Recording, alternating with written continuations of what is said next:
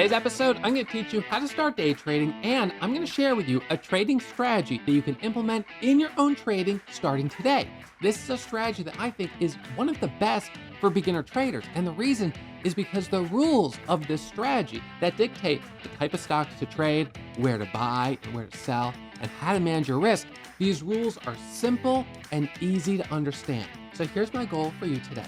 Through this class, you will learn all the basics of how to start trading, how to perform technical analysis, how to find strong stocks to trade, and at the end of the class, you will walk away with a strategy you can implement in your own trading starting today. I ask you one thing, to practice this new strategy you're learning in a simulated environment, a stock market simulator. That way you can test yourself and see if you can actually trade it profitably before putting real money on the line. And don't worry, I will show you not only how to use a stock market simulator, I will give you a couple suggestions of ones that you can use. Some that are free, others that you pay for, depending on what works best for you. So let's start this class by jumping into the slide deck.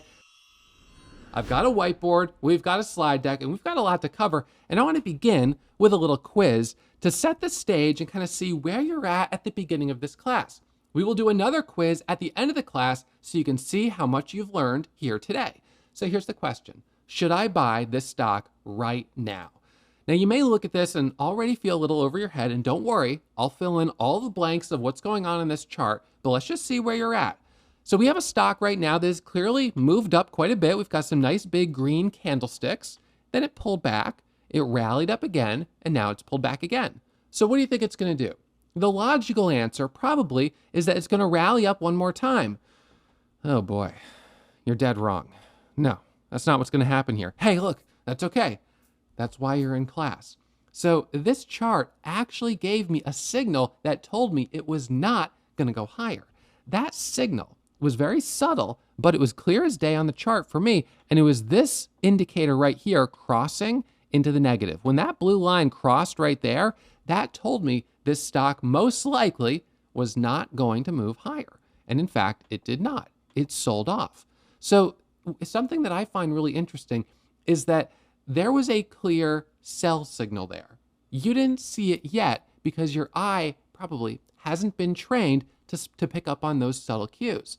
This is the language of the financial market. It is the language of technical analysis. And as you immerse yourself in a community, like here on YouTube, of people that are speaking this language, you will learn it. It takes time, just like reading any other language or learning another language. But to me, it's fascinating. And the reward for learning it is tremendous if you can really get it dialed in.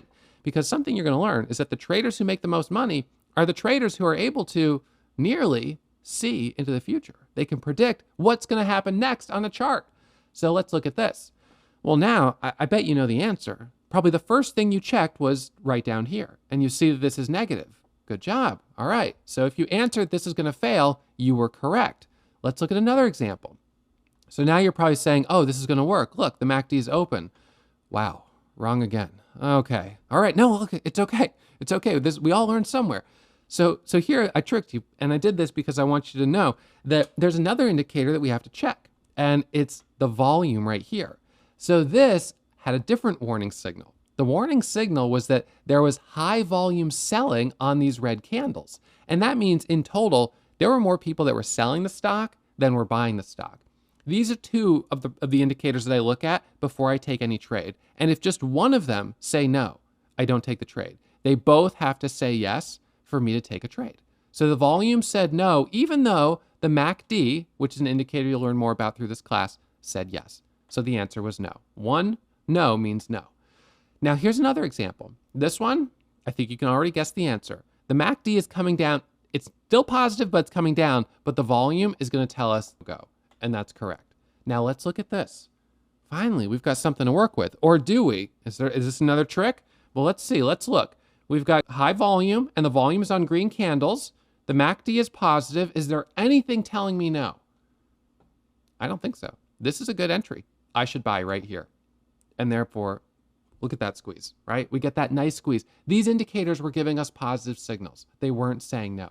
We had light volume selling, the MACD was positive, and the entry is right here as that first candle makes a new high versus the high of the last one. That's a setup I'm going to teach you as we go through this class. Now, what about this this chart here. So this one, to me, is a pretty clear no. The issue is the MACD is flat and there's a high candle. So this is not a good setup. We wouldn't take that trade. One of the reasons a lot of beginner traders lose money is because, number one, they don't have a strategy they're following. So they're just shooting from the hip. And number two, they're not trading the right stock. So they get themselves sidetracked trading stocks that don't have enough volume, they don't have enough volatility, and they just get chopped up trading stocks in the wrong places. Let's look at this one here. Should I buy here?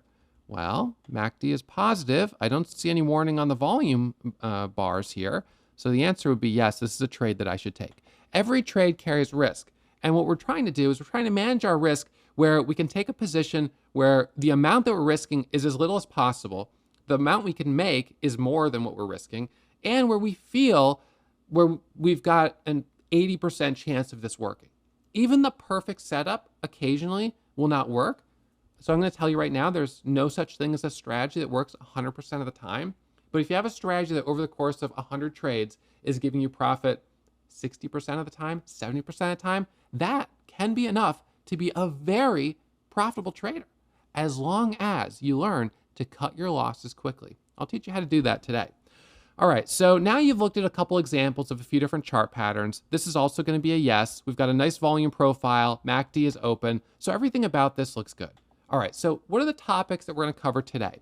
We've got 10 big topics we're going to cover, and this, I sort of picture this as helping lay the foundation. So because I want to keep this class concise and make sure I give you as much value as I can for your time, I'm not going to go into a huge amount of depth on each one of these topics, but they're pillars of the foundation.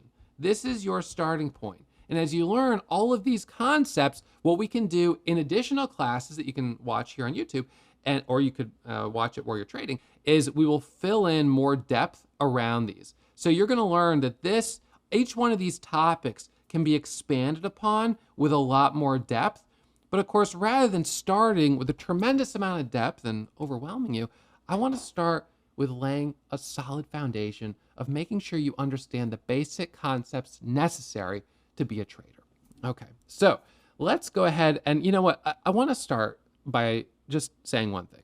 There's a lot of people out there on YouTube and on social media who talk a big game. And I want to thank you for tuning in to this episode right here. But you may be wondering, what does this guy know about trading in a small account? What does this guy know about growing a small account? And so I'm going to show you. In 2017, I funded an account with $583.15 with the goal of seeing how quickly I could grow that account to $100,000. At the time, I thought it might take me a full year. In fact, I did it in just 45 days. And so, since I achieved the goal so quickly, it was only March, I decided to just keep trading in that account. By December, I had grown the account to $335,000.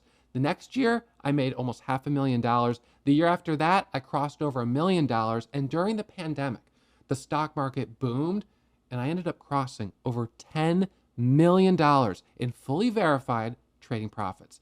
Now, I'm one of the few traders out there that's actually had all of my trading profits subjected to an independent third-party accountant's audit. So I'll show you the audit results in just a second. But for those of you guys who are considering trading in a small account, I want you to know that I've put my money where my mouth is. I actually traded the strategy that I'm going to share with you with a small account. And this is the small account challenge I'm best known for, but I've done more small account challenges than I can count. I'll just set up an account with $500 or $1,000. I'll grow it, spend a month doing it. You know, it's a fun challenge, and then I'll do it again 6 months later, whatever the case is. So you'll notice if you look at the calendar that each one of these days, I only took 2 trades. 2 trades, 2 trades, 2 trades, 2 trades. I keep it focused. And this was just the first month of first 20 days. So these are the audit results right here. This verifies that I started with $583.15, and by the end of December in 2023, my account was at $10,719,000. Now, 2024, it's been a fantastic year. The account is currently sitting at just over $12.3 million of verified trading profits. The 2024 trading year will be audited in early January of 2025. So if you want to learn how to trade, what I'm telling you is that you've come to the right place. Not only do I know how to day trade, I know specifically how to grow a really small account. So as we begin this class, I'm going to give you some PDFs that you guys can download. You can print them out, you can put them on your desk, you can use them in your own trading, and you can follow along through this class with these PDFs. So I'll have a link, it'll be pinned to the top of the comments and linked in the description, where you can download my small account worksheet. So it's my small account strategy worksheet, and where you can download my trading plan. This is the plan that I want you to implement in your own trading, but in a simulated environment, to prove that you have what it takes to trade my strategy. Here's something I'm going to tell you. I will share my strategy with you. I have no problem doing that. I'll put it all on the table. But success will only come from traders who have the discipline to follow the rules of the strategy. So that's where the ball is in your court. All right, so this is very important. Now I'll teach you some tips and tricks to being a more disciplined trader. All right, so hopefully you guys have already downloaded these PDFs, these worksheets. There'll be a selection in the download. So I'm gonna give a bunch of them to you for free, and you can utilize them and implement them in your own trading and follow along through this class with those PDFs. All right, so topic number one, your choice of platform. There are literally dozens and dozens of different trading platforms out there, and it can make it a little overwhelming for a beginner trader to know which one to use. Now, one of the things that I said early on is that I want you to trade in a simulator before you put real money on the line. So that means first, you need to figure out which simulator you're going to use. Now, if you set that as sort of your first goal, what is ultimately going to happen is you're going to eliminate a number of these brokers because they don't even offer simulated trading. So for instance, Robinhood, they don't offer a simulator. So boom, they're off the list. Now, to me, you might think it's crazy. Why don't these brokers offer a stock market simulator so their clients can practice the market? And of course, if they practice, they're probably more likely to be successful long-term and therefore be successful clients who are then making the broker a lot of money. The answer lies in asking the question of, how do the brokers actually make money in the first place? And the way commission-free brokers make money is by selling your order flow to institutional trading firms. So the institutional trading firm actually buys all of the order flow from that broker. And what they do is they essentially scalp every trade that the clients place for a fraction of a penny, just a fraction of a penny. And so what happens is you're able to get free commissions because you're losing a fraction of a penny to that institutional trading firm on every single trade that you take. And the broker, they get a cut of that. And this is to the tune of billions of dollars per year. But here's the problem. If you're trading in a simulator, there's no order flow to sell. So they make no money if you're trading in a simulator. So when you're in the simulator, you're using real-time market data, which costs them money. You're using their platform, which has server loads and everything else. You might even be emailing customer support. They're making no money off of you. So a lot of brokers just simply don't offer simulated trading. But you know what's even more annoying is the brokers that do offer simulated trading, a lot of them don't include the same features that are offered when you trade with real money. Man, that is annoying. So let's talk about what to look for in a broker. High level, if you're going to trade the strategy that I trade every single day, which is a momentum trading strategy, meaning I'm looking for stocks moving higher, I like to buy those pullbacks and sell as they squeeze up to the next level. What I need is a reliable trading platform that is fast. And I think it's great if it's popular among big money traders, because I like to see that other traders out there, 6-figure, 7-figure, maybe even 8-figure traders, are showing that this is a platform that they like and that they're comfortable using to make good money. So if you look at an obscure platform and you don't know of anyone else that's using it, that by itself kind of makes me question whether or not that's the right platform to use. So a trading platform that's reliable and is popular among big money traders, number one. Number two, you need a platform that has fast order execution, which is the time between where you press the buy button and when you get your shares filled.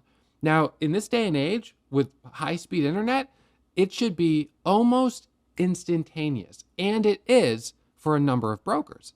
But there are other brokers that for various reasons, for the way they've set up their platform and this and that, their order routing is slower. And unfortunately, that means you'll be slower to buy and you'll be slower to sell. And that's not an advantage when you're trading.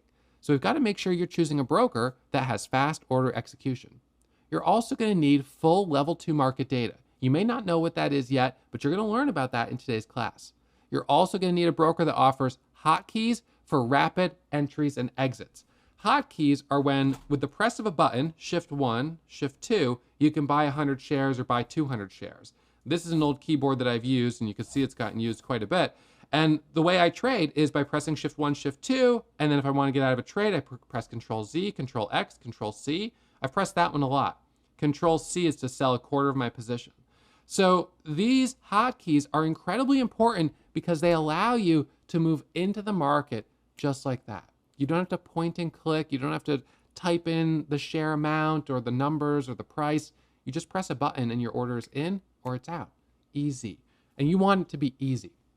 Number 5, you really want a platform that allows sim trading so you can practice before going live. When you're learning how to drive, you want to learn how to drive on the car that you're going to take your driving test on, if you can, right? Now, if you take your test on a car that's totally different from what you're training on, the day you're taking the test and you've got a parallel park, imagine you learn how to drive on a tiny little car, and then you take your driver's test in a full-length SUV. Parallel parking, it's completely different.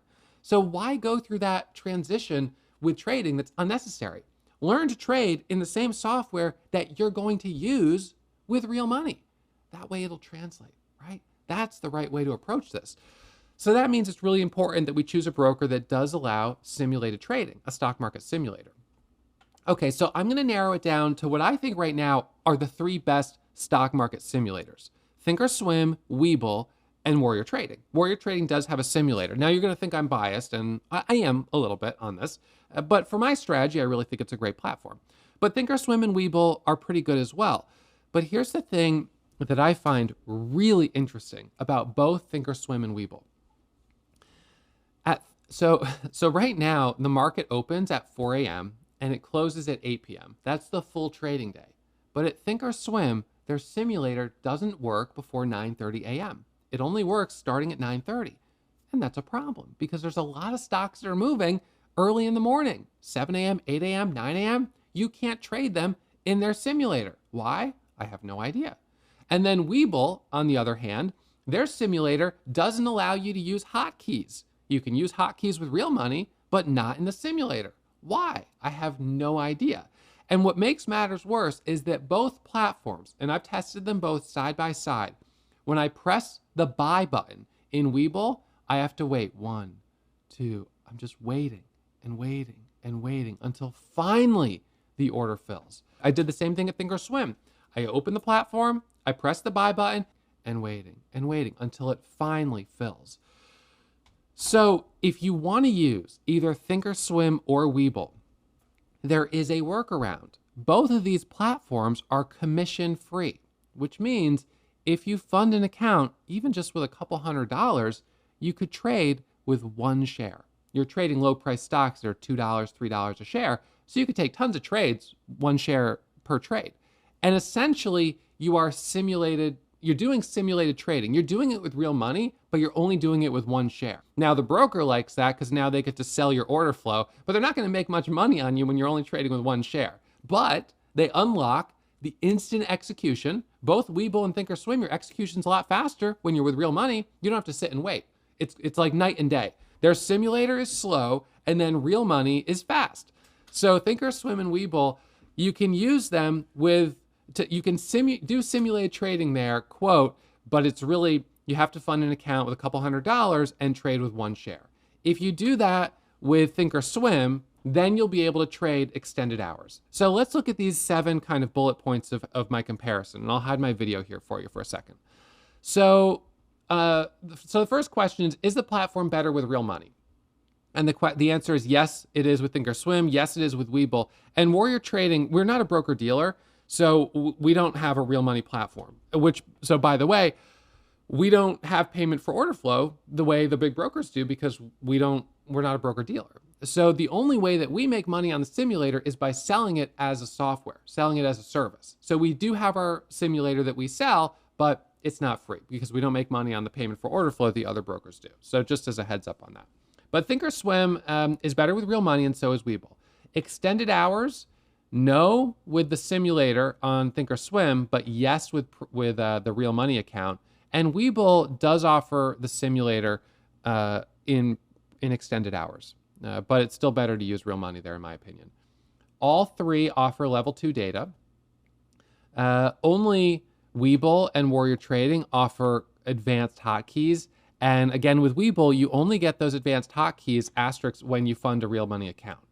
Thinkorswim does not offer advanced hotkeys, even with real money. Halt levels. You're going to learn about halt levels today. And Thinkorswim does not display them, but Webull does with real money, and the Warrior Trading Sim does as well. Resumption quotes, you won't get those with Thinkorswim, but you can with Webull and you can with Warrior Trading. Trading metrics, you don't get them either at Thinkorswim or Webull, but Warrior Trading does have them. Now, in terms of price, the Thinkorswim simulator is totally free.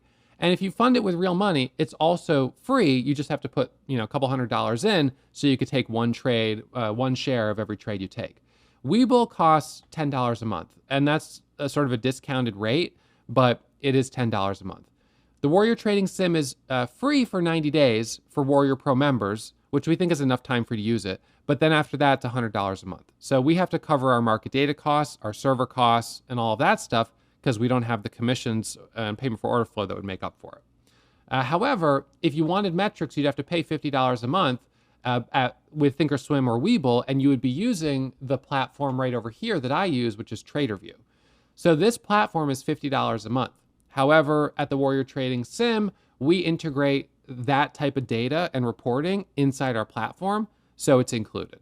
So at the end of the day, I think your best bet if you're on a budget is going to be Webull right down here. And you really need your metrics, and I'll explain why as we go through this class. But this is going to be your best bet. So you're about $60 a month. The Warrior Trading Sim, it's going to be $100 a month, but free for the first 90 days. So it's up to you if you trade in it longer than that. But I do want you to make the commitment to sim trade only, and with the asterisk that if you trade with one share of real money, I would consider that the equivalent of sim trading, and it would be acceptable. So I want you to do simulated trading only until you've proven that you can be a profitable trader.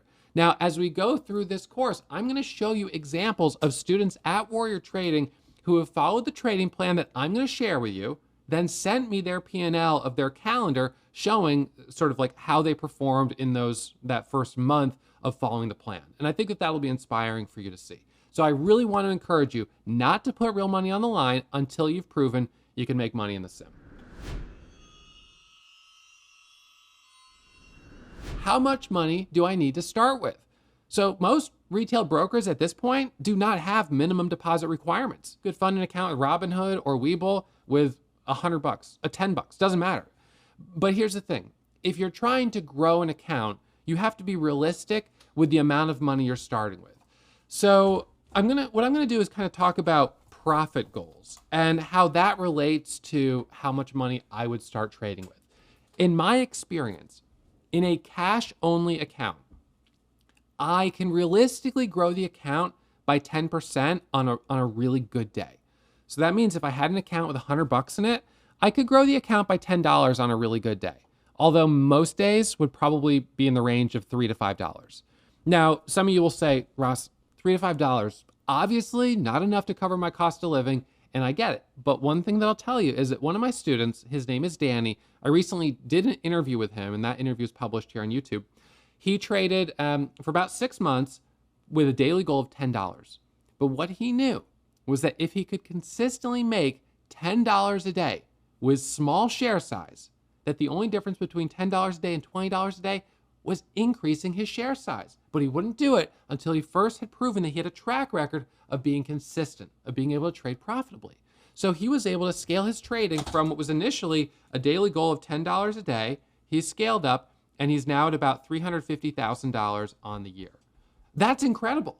And it started with a $10 daily goal. So I don't want you to be too, dismissive of, $3 to $5 a day is not good.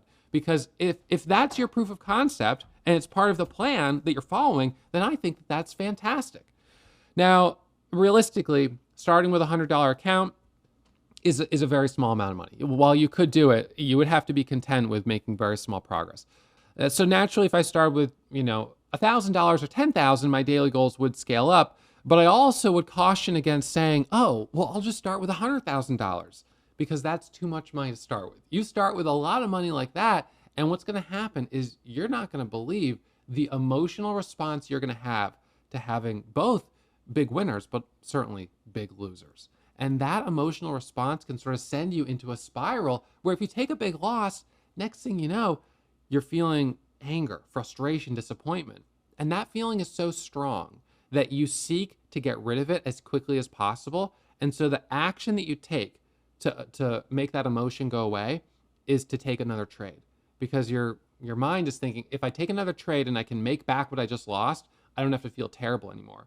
Unfortunately, as a beginner trader, when you get into that place of being desperate, you go into a downward spiral. So it's always better to start with a small account and build it up slowly as your track record supports. So if you start with $1,000 and you trade in that account for a few months, and then you're doing well, and it's like, okay, I'm going to add a couple more $1,000. I'm going to go up to $3,000. I'm going to go up to $5,000. And of course, you're making a little bit of profit along the way. And then you make your way up to $10,000 to $15,000. And we'll talk about different account types that you can use for this challenge. So I would start with a small account. I think that that's the best way. Even if you have a lot of money, I think it's better to start with a small account. Okay, so the account types include cash only accounts, which are probably going to be the most popular accounts for most of you guys tuning in to this episode. When you open a brokerage account, there are two types that you can open. It's a cash account or a margin account.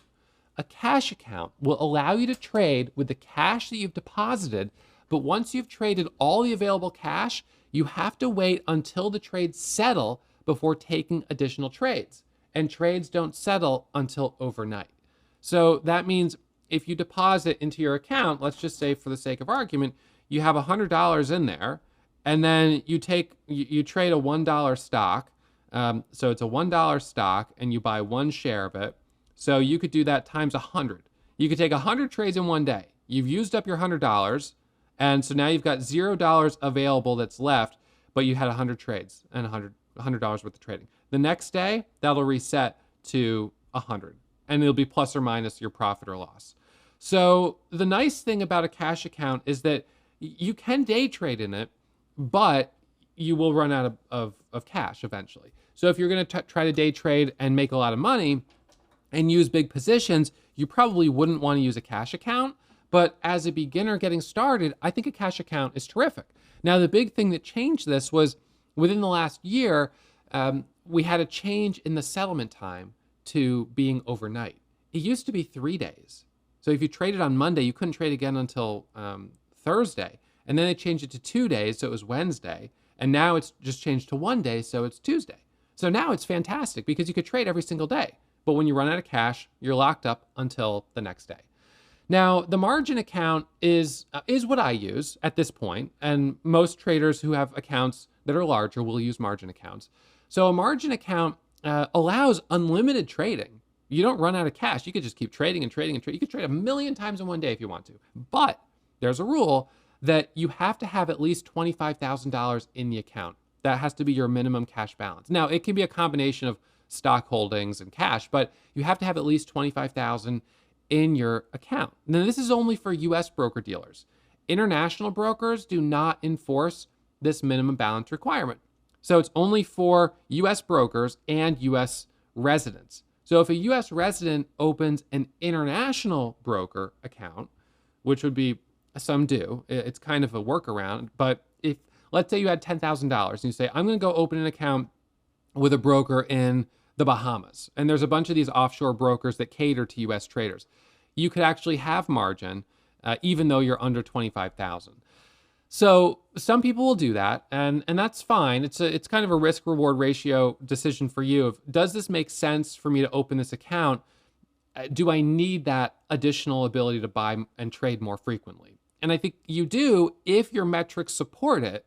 But if you're a beginner, that's not the right place to start at this point, thanks to the T1 settlement time. So at this point, it makes more sense just to fund an account with a US broker, if you're a US resident, and just focus on a cash account and growing it slowly through proof of concept and just slowly grow that account. That's the right way to sort of lay a solid foundation.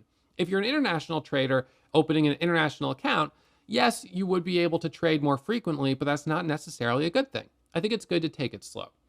Okay, so the minimum amount of money you need to start an account, to open an account, I mean, the fact is there's really no minimum. It's just the most that you can kind of put in and feel comfortable with, because you know trading is of course risky, and making sure that you do have enough buying power where you could trade every day. All right. So now, number two. So the real goal here is focusing on consistency. Prove that you can be consistently profitable in a simulator. Again, whether it's trade Thinkorswim or Webull, and you're using just one share, or you're using the Warrior Trading Simulator, that's fine as well. But you want to focus on this being your proof of concept period. It's not about making a lot of money. You don't need a lot of money in the account. Just build your track record. That's what's important right now. So this is how I analyze performance for traders, for certainly a student at Warrior Trading, and certainly for myself. I use this software, TraderView, where I can actually import all of my trades. Now, if you're using the Warrior Trading Sim, we aggregate all your data for you so you can see similar reports. But if you were using Webull or Thinkorswim, then you would want to import your trades into a platform like this, or in fact, TraderView itself.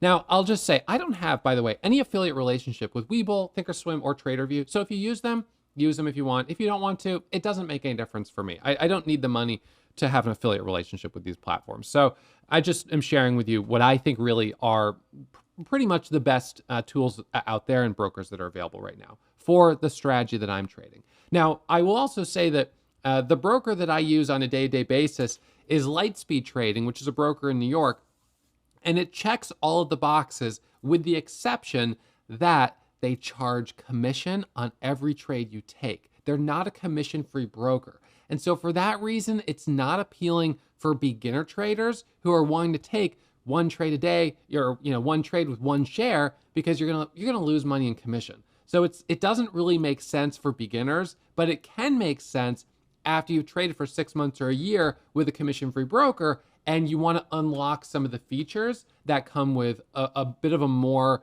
professional platform like Lightspeed. Okay, so when it comes to analyzing metrics, what I focus on for anyone that's going through the trading plan that you're going to be following is, first and foremost, what is your net profit? Now, the reason we look at net profit, even with one share, I want to see that you're green.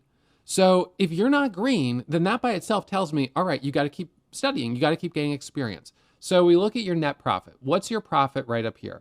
The next thing I look at is the relationship of your average winners and your average losers. You can see that mine are about even. They're within like $19, $18 of each other. So $1,300 average winners, $1,300 average losers. And that means that I have to be right 50% of the time in order to break even. So now I want to check to see what your accuracy is. And right here, my accuracy is showing at 66%. Which is why I'm up $12.3 million. If I only had 50% accuracy, this wouldn't be there. If I had 75% accuracy or 80% accuracy, that number would probably be bigger. But nonetheless, it is what it is. So I look at these metrics because these tell a story. They paint a picture of what you're trading. So first we look at the total profit, your average winners, your average losers, and your accuracy. That's the first tier. The next level down is getting dialed in at what's the price of the stocks that you're trading? What is the time of day that you're trading? And are there some patterns or hints or clues that we can glean that would tell us what we could do to be even better? So let me show you an example of a month that I didn't trade very well. So this was March. Let's see. So we'll do the whole month of March here. I'm going to go to apply. So this was a month where I only made $10,000. This was not a great month for me. You can see my average winners were $10,000. My average winners were $700. My average losers were $1,000. My accuracy was 61%. And when I looked at price and volume, I noticed that I was losing money on stocks I was trading above $10. Now, that's not typically the case for me, but it was the case during this period. So what do you think I did in April? In April, I said, all right, based on this data right here, I need to make a change. I need to change the price that I'm focusing on. And so going into the month of April, I told myself, focus on stocks between 2 and 10. That's where you've been doing better. So in April, I made $36,000. It was a better month.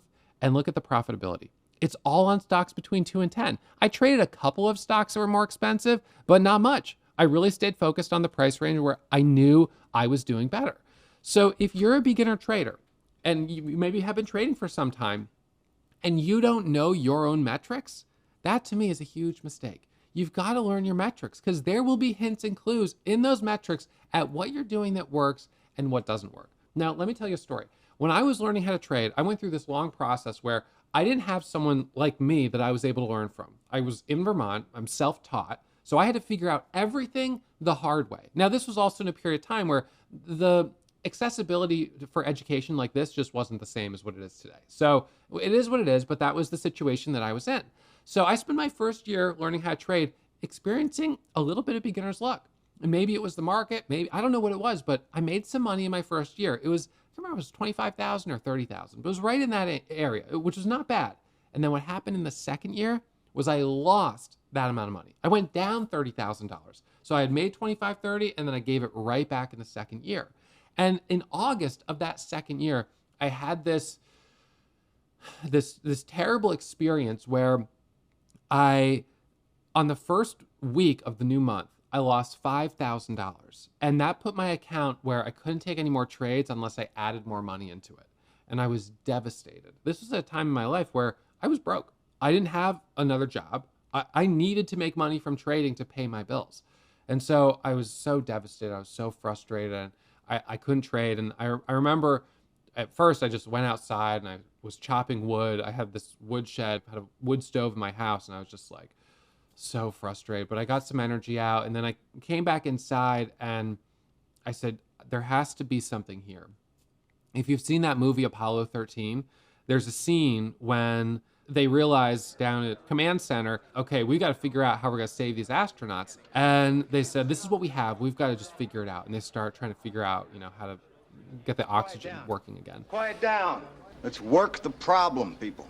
Let's not make things worse by guessing. And I kind of did something similar where I went up into my little area where I was trading, my little desk, and I looked at all my trading records and I printed them out. And one thing that I had been really good about was I wasn't using software like this back then. I was using an actual Excel sheet. So in Excel, I was tracking each trade I was taking. But I did that. And so I printed out, and then I started on the computer sorting the data by biggest winners, biggest losers. And I was trying to find a relationship, something like a hint of what might help me get out of this funk and get back into the right direction. And I actually discovered that all of my big winners had a common denominator. They were on a very specific type of stock.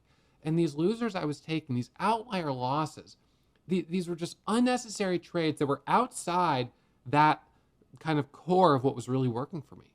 And I realized, well, actually, over the last 18 months, if I had eliminated all of these outliers, I'd actually would have been doing really well. So then I thought, well, what if I can do that starting today and moving forward? So I then began the process of selling stuff in my barn to fund my account so I could trade in it again. And then when I had the account back up and running, I was so disciplined that I would only trade these setups. And ultimately, the setup that I'm going to share with you today is that setup that was my turning point. It was that big that even now, all these years later, I still trade it. So in collecting my metrics, I wouldn't have been able to figure out what was actually working for me. I just would have been overwhelmed with the losses and had nowhere to look. So that's why it's so important for you to track your metrics. And it's worth the $50 a month to do it.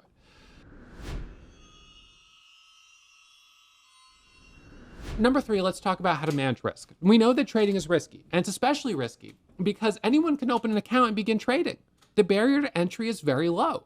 But just because you can open an account doesn't mean you have the skill or strategy to produce consistent profits. As we well know, most traders come into the market, they fund an account with real money, and the inevitable happens. What is that? They take a big loss. They don't know what they're doing, they lose money. And the loss of money creates emotion. So now they're emo, they're all upset, and that creates desperation, which actually increases the quantity of bad trades. And what does that result in? Losing more money. And when they lose more money, they get more emotional, and then they trade even more. You can see where we're going here. This is a death spiral. And this is what happens to a lot of beginner traders. They go into this downward spiral. They come into the market, and then they are quickly escorted right out. And you know what's sad is that a lot of those traders might have had the potential to actually become successful If only they had slowed down and approached this the right way. So let's learn from the mistakes that these other traders have made before us.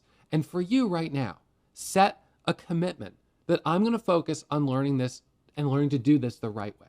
And that means learning a strategy and trading it in a sim before you put real money on the line. So that's the first step to managing your risk, of course. But so we trade in a simulator until proven profitable. And I always ask, what is my exit price on this trade? So if I'm going to take a trade, if I don't know what I stand to lose, then in my opinion, that's a gamble. That's not a trade. The only way it becomes a trade is if you're managing your risk against your reward. So the way I like to trade is that I'll risk $100 to make a reward, which is a risk to reward ratio of 200. Oops, whatever, 200. So risk to reward 200, 100 to 200, which would give us a ratio, a profit to loss ratio of 2 to 1. And this is important because if you have a 2 to 1 profit loss ratio, you actually only need to be right 33% of the time in order to be break even. 1 to 1 is 50%. So I would like you to look at a trade and say, all right, this is how much I'm going to risk, and the amount that I stand to gain is at least 2x what I'm risking. And if you could do that on every trade, then you're thinking about risk and reward the right way. As a beginner, your intuition is going to be poor because you're new, and that's okay. It's to be expected. That means your accuracy is going to be lower. So you're going to take trades and you're going to have losers, but you're looking at the right things and asking the right questions when it comes to profit and loss ratio and risk versus reward. So you've got to monitor your metrics and understand your average winners and your average losers in dollar amount. And you've got to monitor your accuracy so you know what percentage of the time you're successful.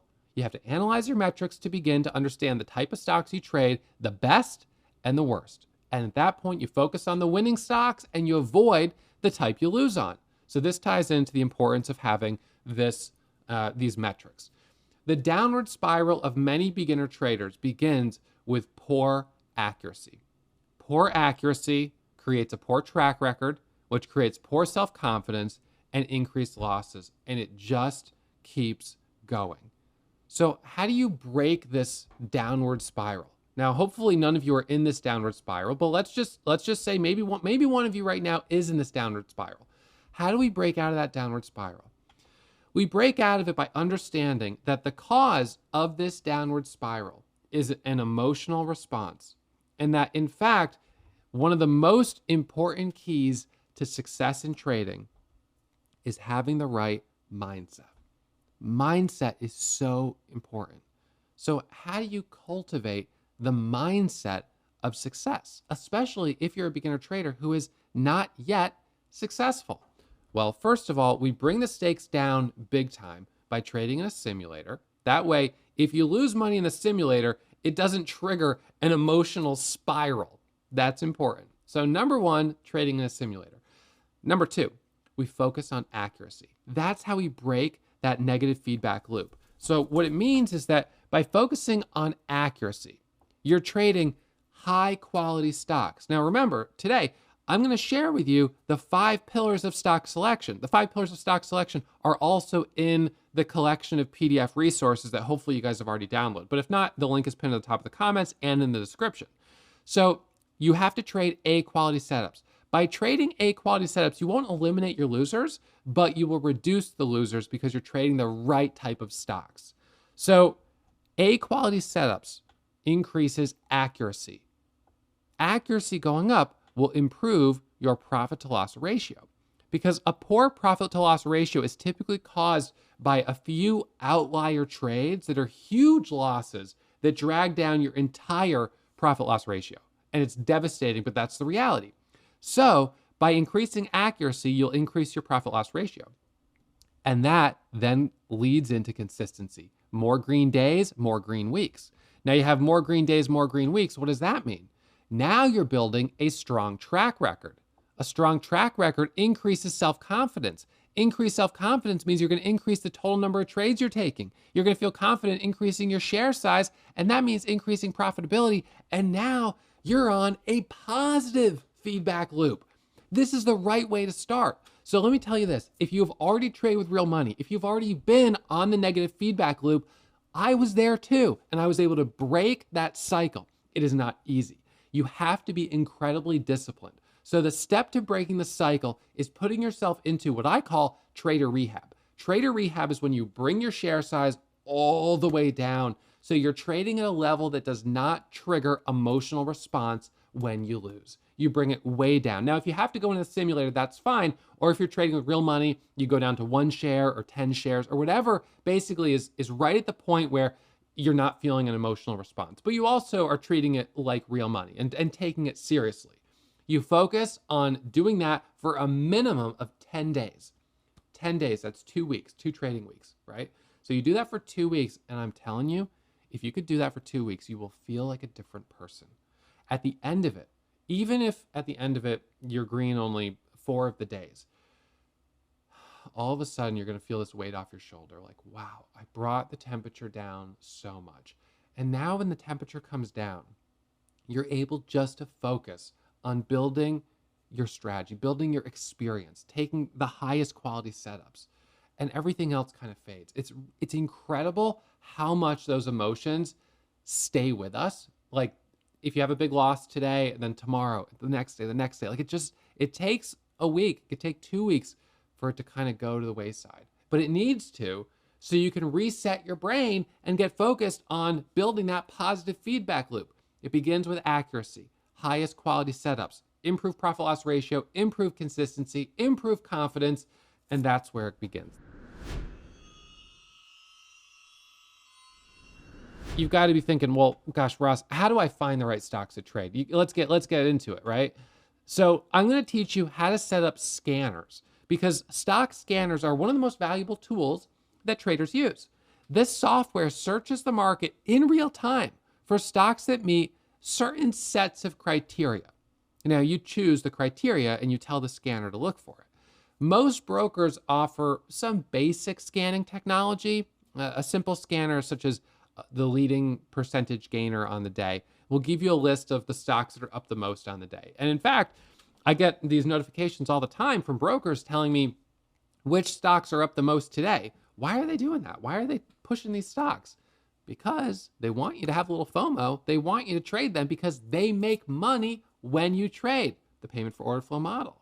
So now the stocks are up the most each day. They do get a lot of attention. They have a lot of people paying attention, looking at the charts and trading them. And that gives them more volume, which can be a good thing. So I'm going to give you my scanner criteria. And this is going to introduce the concept of supply and demand as it pertains to active trading. So what we look for is an imbalance between supply and demand. That's what allows a stock to go up 50%, 75%, 100% in one day. I mean, these can be absolutely incredible moves. Now, let me show you just as an example here. I've got a stock here that is up about 139% right now. So it's 139%. That's a huge move. That's impressive. And so how did this stock go up that much? Now, this is my platform here. We haven't really gotten into charts too much yet, except for at the very beginning. But you can clearly see that this is a stock that's up a lot. So what happened with this company was they put out breaking news this morning. It was right down here. They put out this breaking news headline. The news came out that they were launching a satellite with SpaceX. And immediately the stock went from $3.50 all the way up to $6. It pulled back and then it rallied up to $8. It pulled back and it rallied up to just under $9. So this company put out news that was so strong, every trader that saw it, more or less, was like, I want to get a piece of this action. And so what happened was it began with number 3, which was a news catalyst. There was a news event that the company put out, and that immediately brought in volume. So the way it starts is the news comes out, early traders who subscribe to data feeds that give them the news, and I'm one of those traders, see it and immediately read it and are like, wow, this is strong. And the stock almost instantaneously, when the news comes out, and the stock almost immediately starts squeezing up right here. So as it pops up right here, it begins triggering my alerts that my scanners use. So all of a sudden the stock is up 10%, let's just say in 5 minutes. So my scanner's telling me, hey, Ross, even if I haven't seen the news yet, my scanner's going to tell me, hey, Ross, there's a stock right now up 10% in 5 minutes. you should check it out. Pay attention to it. And that's going to be especially true if the stock is between the prices of 2 and 20. Now we know 2 and 10 is a little bit better, but 2 and 20. So if it's in that range and it's spiking up, my scanners are going to tell me with an audio alert, bing, bing, bing, bing, bing, and they're going to show me the stock and I'm going to pull it up. I'm going to see the news and I'm going to realize this is why this stock is moving higher. So that's how we find these stocks. So what I know is that when a stock has a news event, when it's priced between approximately $2, $3.20, that it's already up 30% on the day, that it has 5 times higher volume than average, that these are the common denominators among my biggest winning trades. So this is the profile of the type of stocks I make money on. And that's not just opinion that I think that. I actually know that. I know that in my data. This is over $12 million of trading profit. Well, no, not right here. We've got to filter it. We were in just the month of April, but we'll go back to the total. So right here, we'll go to, so we know the price. We can go to instrument, and this is loading a lot. There's thousands and thousands of trades in here. But this is going to show me that I make more money on stocks that have higher volume, that I do better when the stock has 5 times relative volume. Now, why would a stock have 5 times higher volume today than what is average for that stock? It's the news catalyst. So all of these items in green here are indicators of high demand. A stock between 3 and 20 is going to have higher demand than a stock at $300 a share. It just is. It's more affordable. More people are going to trade it. A stock with a news event is going to be more in demand. A stock already up 30%, people are going to be attracted to it. I know it's up a lot, but people are like, it could go higher. And we've certainly seen that. A stock with high relative volume has got high demand. So these are all of the elements and characteristics of demand. But what about supply? So there's only one element of supply, and that is the float. The float is a term that means the number of shares available to trade. So when a company does an initial public offering, they do an IPO, they sell shares onto the open market. So let's just say a company decides to sell 10 million shares. They sell 10 million shares in their IPO, and the IPO is just priced at, let's say, $8 a share. So at $8 a share, I'm going to change my marker here. They're going to raise how much money? 10 times 8, $80 million. That's a lot of money. All right, so they're raising $80 million in their IPO. And from that point forward, the stock begins trading at $8, and they have 10 million shares that are available to trade. That equals the float. And so when we see a stock that has 10 million shares available to trade, we know that the amount of shares is relatively limited. So to give you context, a company like Bank of America has a float of, I think it's 10 billion shares. 10 billion shares. Why have they sold so many shares? They had to sell shares in order to build out the company, in order to build all of the banks, all the locations, in order to have the capital to do all the lending. They needed that money. And so they sold the shares in order to raise that money. Smaller companies will sell fewer shares to raise money. They don't need billions of dollars, and they wouldn't be able to raise that money even if they wanted to, because investors would be like, wait, what do you need all that money for? What are you going to do with it? It just wouldn't make sense to value a tiny company at the amount of money to raise, that kind of cash. And so what ends up being the case is that most of the stocks between 2 and 20, not all of them, but a lot of them between 2 and 20, the lower price stocks also have relatively lower floats. The number of shares available to trade is limited. And so when we have the initial public offering, that's the IPO, these are the shares that are available. From that point forward, that's the shares that are available to trade unless a couple of things happen. One is a buyback. So sometimes a company will do a buyback and they'll say, you know what, we're going to buy back 2 million shares. So if they did that, their float's going to go to 8 million. Or they could do what's called a secondary offering. So a secondary offering will sell more shares onto the market. So a secondary offering, this is an initial public offering. This is a secondary offering. So here they sell another, let's say 5 million shares, and that would bring their float up to 15 million. And that's not uncommon. They would raise that 5 million, sell that 5 million shares, and maybe they sell it at $8, the same as their IPO. Maybe they sell it for less, depends on what the current market is for the company, but they would sell those shares, they would raise more money, and then it would bring the total capital raised to the new dollar amount. And of course, the hope would be that they take that money, they invest in the company and are able to make the company worth more. That's not always the case with low price stocks. They're usually lower priced because they're underperforming market expectations in one way or another. But that can also present an opportunity where you've got something that's been really beaten up, it's lower priced, and then when they come out with some great news, you can have the stock that goes, 300% off the lows, from $3 to $9 or $10 or 12 or 15. I mean, we've seen it. I'll show you an example right here of a stock. This was just a couple weeks ago, where we had a stock that literally came out with news, and I can't remember what the catalyst was on this, but I want to say it was a catalyst with NVIDIA, but I could be wrong. In any case, this stock went in a matter of, it happened so fast. It went from $6 a share to $50 a share in like 15 minutes. Now, it came back down a lot, but this was like an unbelievable move off the lows. This is another stock, Drug, that that I traded this year. This one went up a couple thousand% from about $2 a share all the way to $80. It's still holding at $40 a share. It's incredible. These are huge moves. So these are companies, it's got a 6.9 million share float.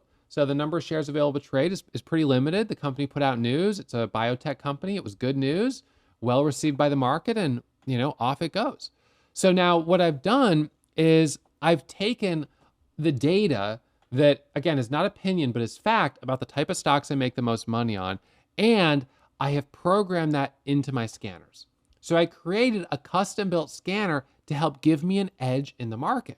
This scanner uses the data from more than a decade of my own trading history to search for the type of stocks I statistically make the most money on. When a stock hits my scanner, I immediately analyze the news headline and begin performing a combination of fundamental and technical analysis. And so this software right here is what I'm using. This is called Day Trade Dash. And I actually hired a development team to build out this software for me. I use it in my own trading every single day exclusively.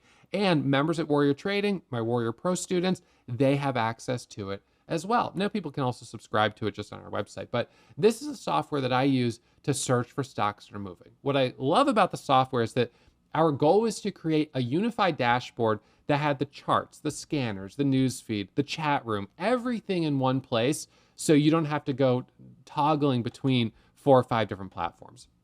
So we tried to make it pretty easy, and I think we've done a pretty good job of that. So I don't need that up. So, all right, now let's go ahead and jump in here to, let me show you this. So when I have the scanners coming up, each stock that hits the scanner right here, this is my top gainers scan. So I'll just do it on here. It's a little bit more clear. So this top gainers scanner is showing me the top leading percentage gainers in the entire market, and the flame is telling me if it has news. A red flame is hot, hot, hot. That means the news was within the last 2 hours. The orange flame, the news is between 2 and 12 hours, and the yellow flame is between 12 and 24 hours. So I like to see stocks with red and orange flames, which means I'm hopefully trading the very beginning of a breaking news squeeze, and I'm in it on the early side. Now, in real time, this scanner, called the Small Cap High Day Momentum Scanner, will trigger audio alerts when a stock meets the criteria that I've trained the scanner to search for. So it's almost like radar in real time, going bing, bing, bing, this stock meets the criteria. And what I get is the time of the alert, the ticker for the stock, the price, the amount of volume the stock has traded today, the float, the number of shares available to trade, the relative volume the stock is currently experiencing. So WKEY had relative volume of 96. That one traded 96 times higher volume today than its average, which is huge. And then it tells us how much the stock was gapping up and how much it was up from the previous day's close, which is 166% actually at its peak.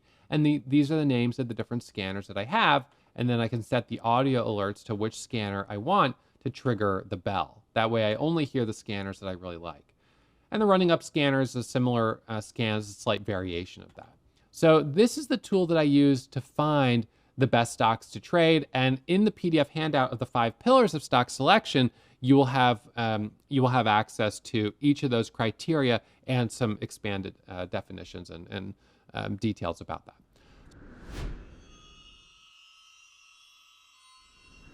Let's talk about how to set up your charts. Once you've found a stock you like on the scanners, you need to know how to analyze that chart. So we have a stock, and we'll just use the example of WKEY. It hits the scanner, boom, there it is on the scanner. So now we're pulling up our charts. All right, so I click on the stock, it'll update the charts, it'll update the news feed and everything else. So now we're looking at the charts, and this is where we're getting into the language of technical analysis, which is the universal language of the financial markets. All right, so you found a stock on a scanner that you like. How do we analyze it? Let's go ahead and jump in here. This is the basics of candlesticks. Now, some of you may already be familiar with this, and this will just be a quick brush up, but for others, this is brand new. So the candlesticks are the type of chart that we use, and if we look at the actual trading software up here, or the Day Trade Dash platform, you can see that each one of these charts has these shapes, and these are called candlesticks, and these are therefore called candlestick charts. Candlestick charts have been around for well over a century. They were developed in Japan to trade rice futures, and they've become widely adopted and used by traders of all different markets, and they're the most popular type of chart today in the financial market. So candlestick charts are the type of chart that we use to view historical price action. And that's really what the stock chart is. It's showing us what has already happened. And then we use that information to try to make a prediction of what we think is going to happen next. So stock charts create context for us to help us better understand the current price. Because if you said, hey, this stock is currently at $5, it's like, well, what's that relative to? Is that a good thing or a bad thing? You know, it's a good thing if the stock was down here and it's come up. It's a bad thing if the stock was up here. So the chart creates the context to help us better understand current price. All right, so the individual candlesticks that create these charts are very important. These are the building blocks for this language of the financial market. Each individual candlestick has 4 pieces of information. It communicates the open price, the close price, the high price, and the low price for that period of time. So when we're looking at a chart, each one of the charts represent, for me, a different time period. So this chart right here says 1D, and that means it's a daily chart. So each one of these candles represents one full day of time. And so if a candle represents 1 day of time and it communicates 4 pieces of information, we have the open price, which was the bottom of this candle. And this also happens to be the low. So the open and the low share the same price. It opened and it never went down. It just went straight up. So that's the open. And then the top of the body is the close. And that's the high of day. So although there's only 3 different prices that create this candle, it's actually 4 different pieces of information. The open, the low, the high, and the close. The high, the low, the open, and the close. All right, so now if we jump back onto our slide deck, a green candle opens low and closes high. And that's why it needs to be colored differently so you can understand which direction it went. A red candle opens high and closes low. So that we color it red so we understand that the price went down. The upper line here is called a wick, a candle wick. So it's candle wicks, also sometimes called shadows, an upper lower shadow. I like to call them candle wicks generally. So these are upper and lower candle wicks. So a stock that has, let's say, looks like this would have a large bottoming tail or a lower candle wick. The same shape with the candle wick on the top, we would sometimes call that a topping tail. And in a certain context, we might even call that a shooting star candle. I'll show you what that looks like in a second. So each individual candlestick communicates information to us. The way I think about it is that each candlestick shape is like a different letter in the alphabet. So we have these different shapes, and then when you have, just like letters, you have multiple letters together, they form a word. And the words that we're looking for is buy and sell. All right, these are the very key words that we're trying to pick up from the chart. And we actually can get that. So the first candle that I want to teach you about is called a doji. A doji candle is a candle where the open and the close are more or less at the same price. And so here we see a stock that moved up, and at the very top has this funny shaped candle. That's a doji. The open and the close are at the same price, which is why there's a flat line right down there. But it has an upper candle wick. So the 4 pieces of information here, the open, the close, and the low all are the same. And the only one that's different is the high. So that's an unusual candle, but that can happen. Now, this is called a gravestone doji. And the reason is because if you have a stock that's been very strong, showing large green candles, and then at the top of that run, this candle forms, it's an indicator of a potential reversal. Why is that? Well, let's think about how that candle was actually created. So we had green candle, green candle, green candle, and then this final one right here. So the price opened, and usually the open is more or less at the same price as the previous close. Sometimes they gap up, but usually it closes and then the next one opens, closes and then the next one opens. So it closes and the next one opens, and it starts moving higher. So we're like, okay, this is looking great. And in this moment, it would actually have been a green candle. So it wouldn't have just had the line, it would have actually been a green candle at that second. And then, all of a sudden, sellers came in and pushed the price back down. And so the price dropped down. So then we had the high, which was this candle wick, but the body was getting lower and lower and lower until finally, at the close of that period, again, it doesn't matter if it's a 1-minute chart or it's a 5-minute chart or it's a daily chart, by the end of that period, all we had was this little body right here. And so what this tells us is that there was weakness. The stock squeezed up, but ultimately sellers were stronger and they pulled the price all the way back down. In fact, this could even occur where the candle ends up closing red. They were so strong that the whole candle goes red and it's got a small body. And I'll show you there's a specific name for that candle. But right now we'll just stay focused on this being a doji. So the open and the close are the same. And in this case, the low is also the same. So that is a candle of indecision. It means the reversal has already begun and the next candle is likely to go red and continue the pullback. No one who really understands the language of the markets would buy directly following that candle because this is a very clear sell signal. So you learn it's a sell signal in this context. Now, if this occurred in the context like this, where you had just a bunch of small kind of little doji candles like this, maybe one like this, and they're kind of gapping a little bit, what would this tell us? This would tell us that this is a stock that more or less is just going sideways. And if a stock is going sideways, it's already exhibiting indecisiveness. So there's not really anything significant communicated by a candle that has a topping tail. The stock's already indecisive. It's already going sideways. It's only when a stock is showing a strong trend and then shows this indecisive candle that you worry that, whoa, we might be about to see a change in trend. So a gravestone doji is a bearish candle. Bearish means going down. Bullish means going up. The next candle is a dragonfly doji. Now, dragonfly doji is a candle that occurs at the bottom of a sell-off. So you've got, a few red candles. Doesn't have to be 3. It could be more. It could be less. But at the bottom of a sell-off, you have a candle that opens and closes at the same price, dips down, but then comes back up. So this is the exact inverse of this. And so would this be bearish or bullish? The answer is that this is a bullish pattern because the candle shows that the buyers came in and pulled the price back up and that the reversal may already be starting. It then is confirmed as the next candle is green and moves higher. So when you look at a chart like this, you're always like, well, clearly that was the low. Yep. And then so when it's happening in real time, as you're seeing that bottom form with that bottoming tail, or you're seeing that topping tail form, you learn to recognize, here we go, it's happening right now. And this is where it gets pretty cool because the better you get at this, you're actually starting to visualize in your mind what's going to happen next. So it's like you're seeing into the future, but you're visualizing, okay, I've seen this pattern this many times. When this happens, this follows, right? That's the relationship and the pattern recognition that we're working on here.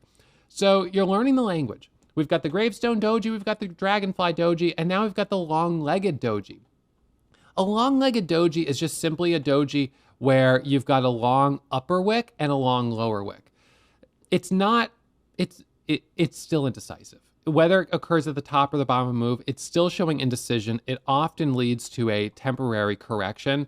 And so it's maybe not quite as ominous as a gravestone doji. It's not quite as strong as a dragonfly doji. It just shows that there's a real tug of war going on up here between buyers and sellers. Okay, so these are three types of doji candles that are important to be aware of.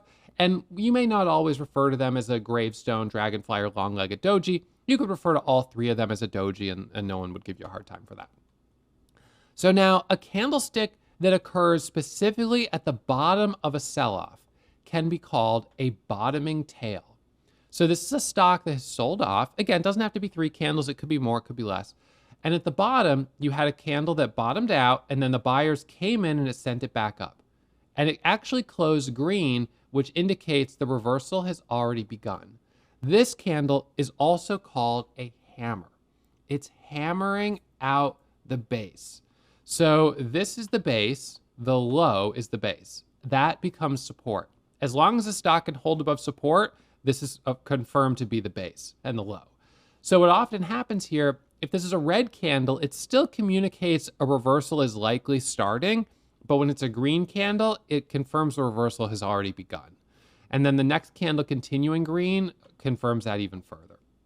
So usually when people take a trade in this area, they're going to be buying not the first candle. They'll buy the second candle here as it confirms the trend by continuing to move higher. So that would be the same in these examples here, where if you were selling it, your final exit would be when this candle, second one, goes red. If you're buying, your entry would be on this candle here as it goes green. And if you were selling here, your exit would be down here. All right. So this is a bottoming tail, also sometimes called a hammer. This is a topping tail. So now I've got a stock that's been squeezing up, and instead of forming the dragonfly doji, it actually has, the gravestone doji, it actually has a body here. However, that topping tail is ominous. It indicates that although there were buyers, the sellers were stronger by the end of the candle and brought the price back down. This could also be called an inverted hammer, or a more appropriate name is a shooting star. A shooting star comes back down to earth. So when you have a shooting star up high, it indicates the price is likely going to come back down. And so the exit on this would have been on this candle here when it confirmed by going red and breaking to a new low. So you notice these candles keep making new highs. They're sort of stair-stepping up. And as soon as we have a stock that makes a step down, that's the exit indicator. Now a step up, step up, step up, sometimes we'll go down to flat and then come up again. And that's okay, but it's when we make the full 2 sort of steps down that we have to get out. So it's basically when you have 2 candles that go lower and lower that we get out. So when I'm looking at my charts, I do use technical indicators. And at the beginning of this episode, we looked at the MACD. The MACD is one of my favorite indicators, and I didn't use it for a long time. However, during the bear market of 2022, I began using it, and I found it really helpful in helping me avoid false breakouts. So let me share with you the indicators that I use. I'm a big believer in keeping your charts simple. You can overcomplicate them by adding dozens and dozens of technical indicators. And unfortunately, what some traders will do is they'll add a lot of indicators hoping to find the perfect combination where the indicators will tell them where to buy and where to sell, and they will never lose money. And that desire to find that comes from a deep fear of loss, a deep aversion to loss. And I understand not wanting to lose money. Nobody wants to lose money, but this is trading. You will lose money. Being a successful trader doesn't mean not losing. It means being good at losing, which is cutting your losses quickly and then focusing on winning trades, adding to winners, not to losers. You'll learn about that more as we continue on with this class. So in an effort to keep it simple, this is what my charts look like. I have moving averages on my charts, and a moving average is the average price of the stock over a set period of time. There are 2 types of moving averages, exponential and simple. I use exponential because they move a little bit faster, so they adjust faster to the price. And I use the 9, the 20, and the 200. So over on my charts here, and whether you use, you could use any platform you want. I mean, you could use Thinkorswim, you could use Daytrade Dash, you could use Webull. It doesn't matter what you use. I'll pull up my Webull account here. Just, I think I have my Thinkorswim account up as well. No, I can log in. But in any case, doesn't matter which platform you use. You can set up your technical indicators on your charts. Now, this is the Webull kind of light layout, but let's just change this to WKEY. So we're looking at the same stock. So on Webull, right now I've got a moving average on here that I don't even think I added because I don't really, this is sort of, I have it set up for doing demos and stuff like that, little small account challenges, but I don't use this on a daily basis for me. But over in our platform, what you can do is you can click the FX button, and the FX, then you type in moving average, and I do the exponential moving average.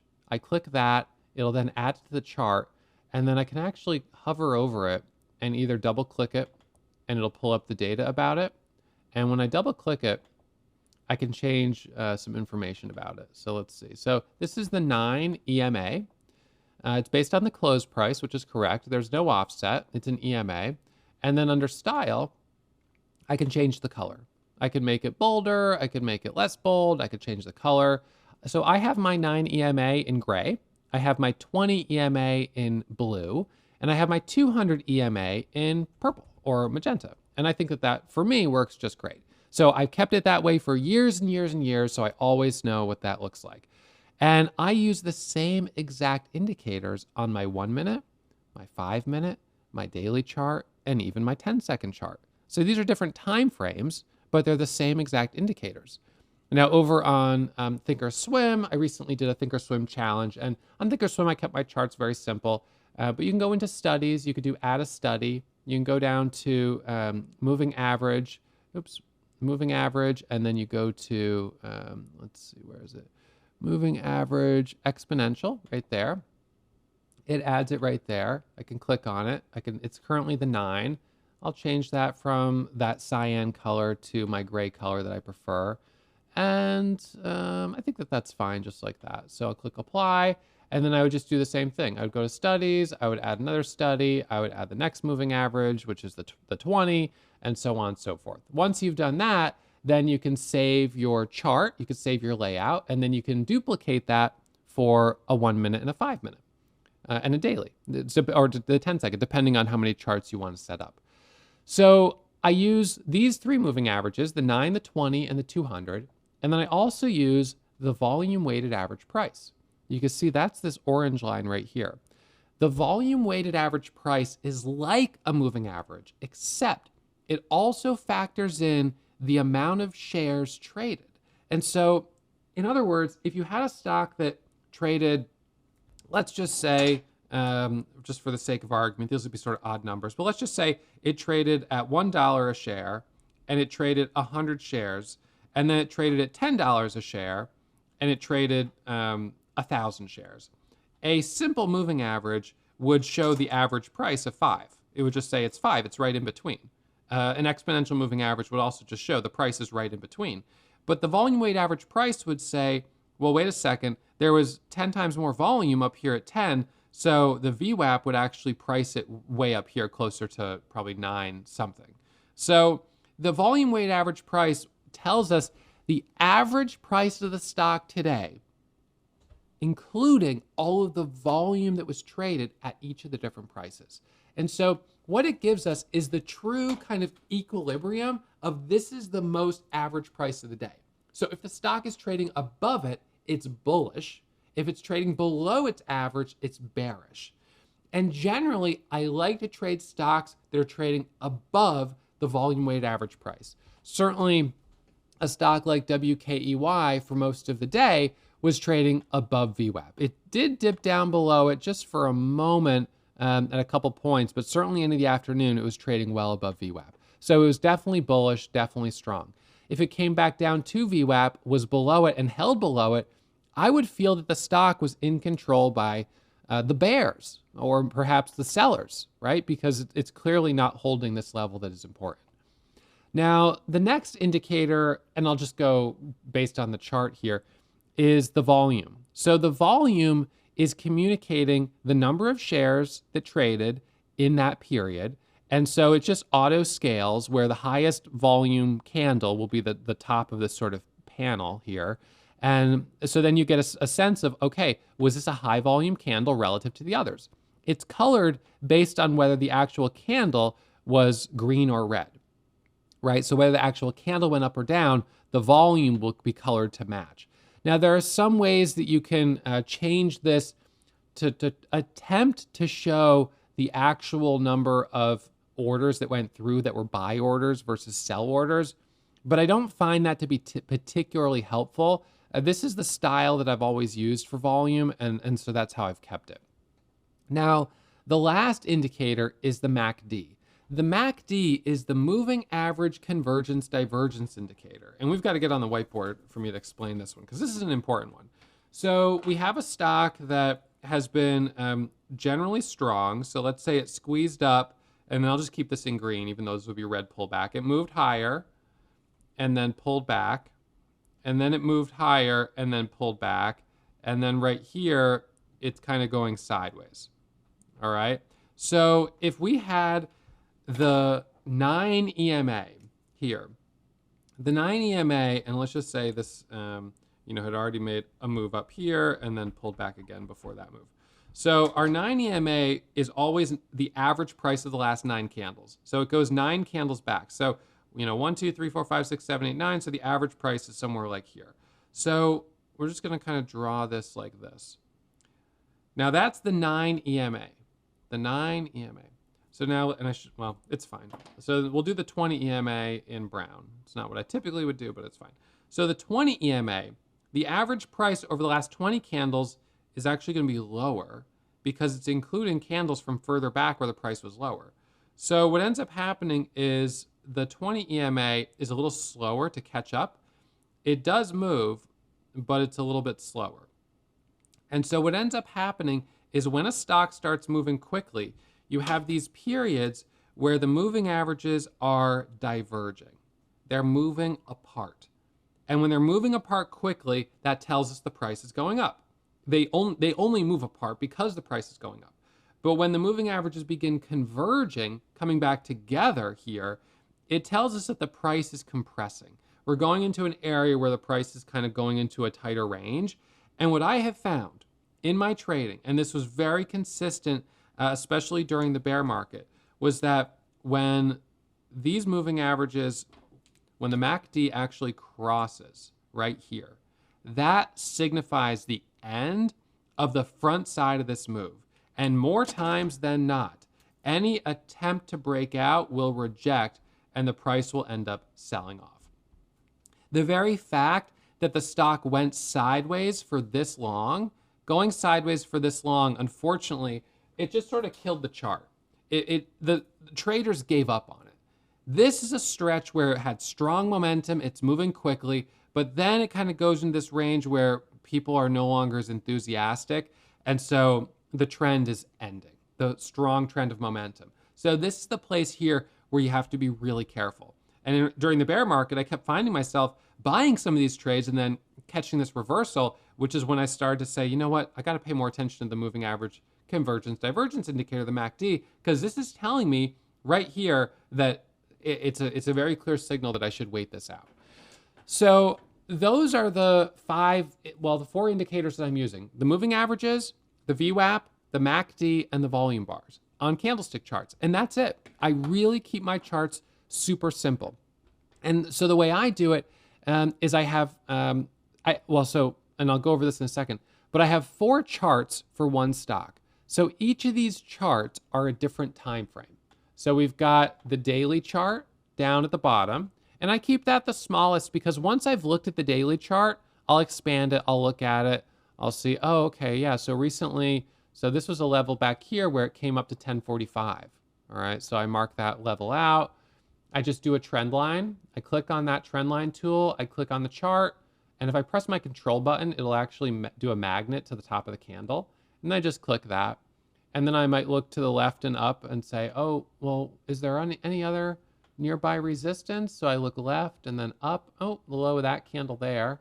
All right, so what was that? That was 12. And I kind of look to the left and up and, oh, there's a couple candles there. So what was that? 1640. And I'll sort of mark out a couple of those levels. So then once I've done that, the levels are marked, and they're on my chart, and I don't really need to sort of look at it anymore. So now at that point, I've analyzed my daily chart for areas of support and resistance, and now I'm getting into focusing on my 5-minute chart. If the 5-minute chart looks good, meaning the price is above VWAP, I'm not seeing any big exit indicators or any big issue, then I get focused on the 1 minute. And on the 1 minute is where I actually use the MACD. I don't use the MACD on my 5-minute or my daily chart. I don't find the signal to be as helpful, but I do use it on the 1-minute. And then the 10-second chart, I usually use more as a teaching tool to show people sort of in very tight ranges what I was seeing. It's a little fast for trading, but you can use it if you'd like to. The MACD on the 1 minute, on the 10-second is too fast, so I don't use it down there either. So I have basically 4 time frames, all for the same stock. These are 4 different candlestick charts, but they're all for the same stock. But of course, the 10-second is just essentially like a zoom in of the 1 minute. The 1 minute is zoom in of the 5-minute. The 5 minutes is zoom in of the daily. So it's sort of like just, you can look for the patterns on multiple time frames. And in fact, we often will. You'll look for a pattern on the 5-minute, and then you'll look for the corresponding pattern on the 1 minute. And the best trades are when multiple time frames are aligning and giving you positive signals to buy. That's kind of like the best case scenario. That doesn't always happen. I will take trades that don't have multi-time frame alignment, but it's nice when you get it. Now, when it comes to support and resistance, most stocks will have support at the volume weighted average price. So when the price comes down to the VWAP, most stocks will show support there, at least for a moment. Now, if there's a lot of selling, they might break through that level, but the stock will usually at least try to bounce the VWAP. They also usually have support at the moving averages, the 9, the 20, and the 200. And this is true on all time frames. The 200 moving average is a great level of support on the daily chart. And then we often draw trend lines and draw lines around previous prices, as I did on this daily chart on WKEY, to sort of help understand context, right? So, okay, there was a little bit of resistance at the high of those candles. So that card. Now, if it gets above that level and holds above it, we might say that that actually is going to become support. And that's very common, that prior resistance, once the stock can break above it, becomes support. And then when a stock is below any of these levels, it has resistance coming back up into them.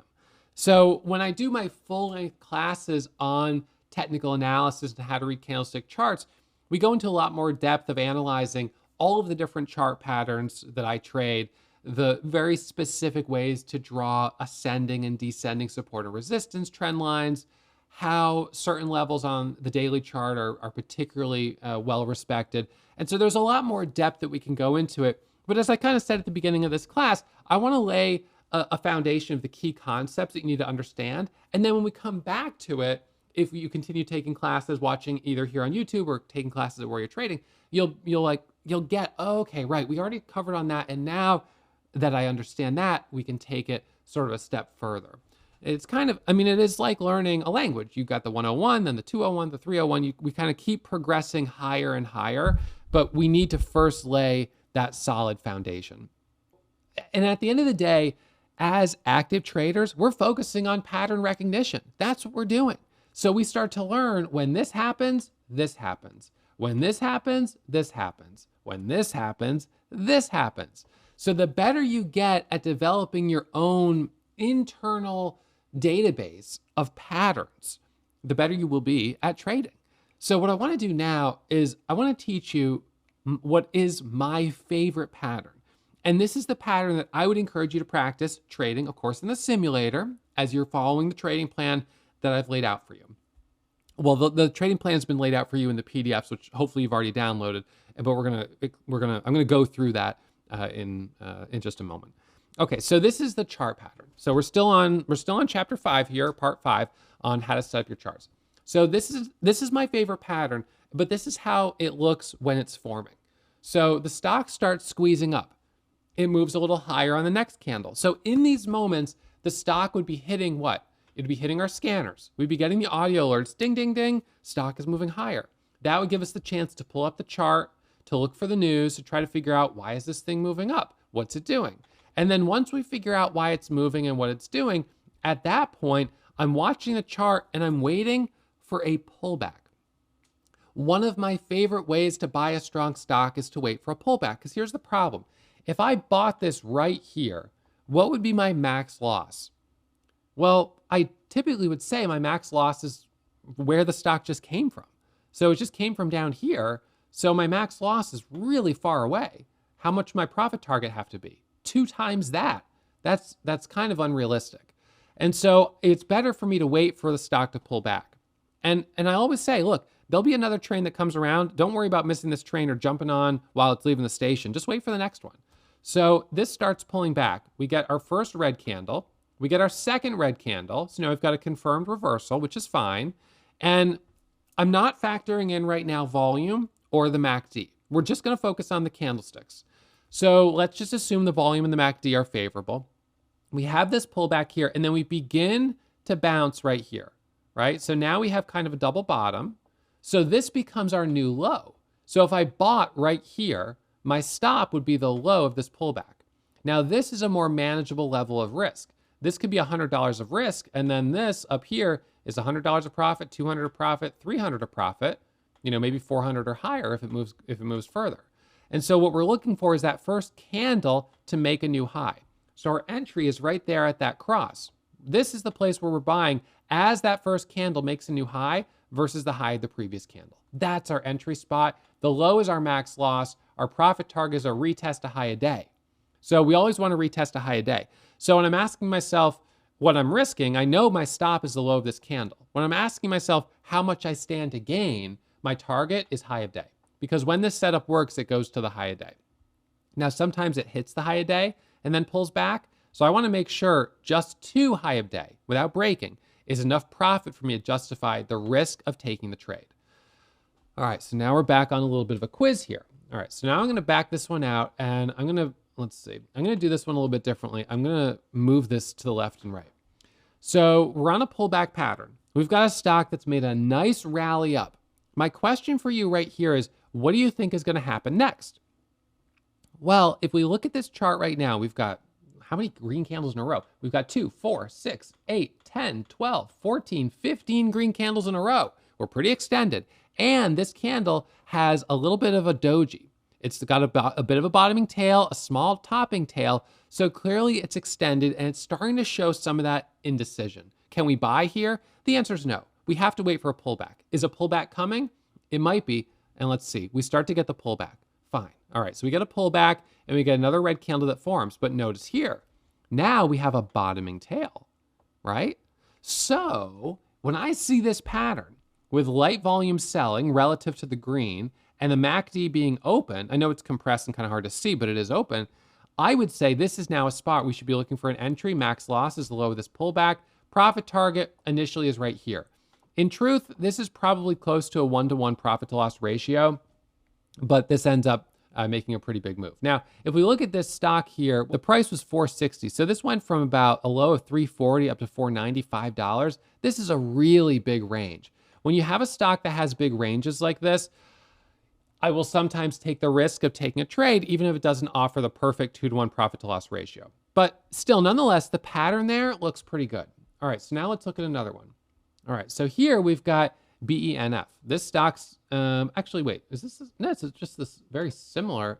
No, it looks like, did I grab the same pattern twice? Oh, this is why.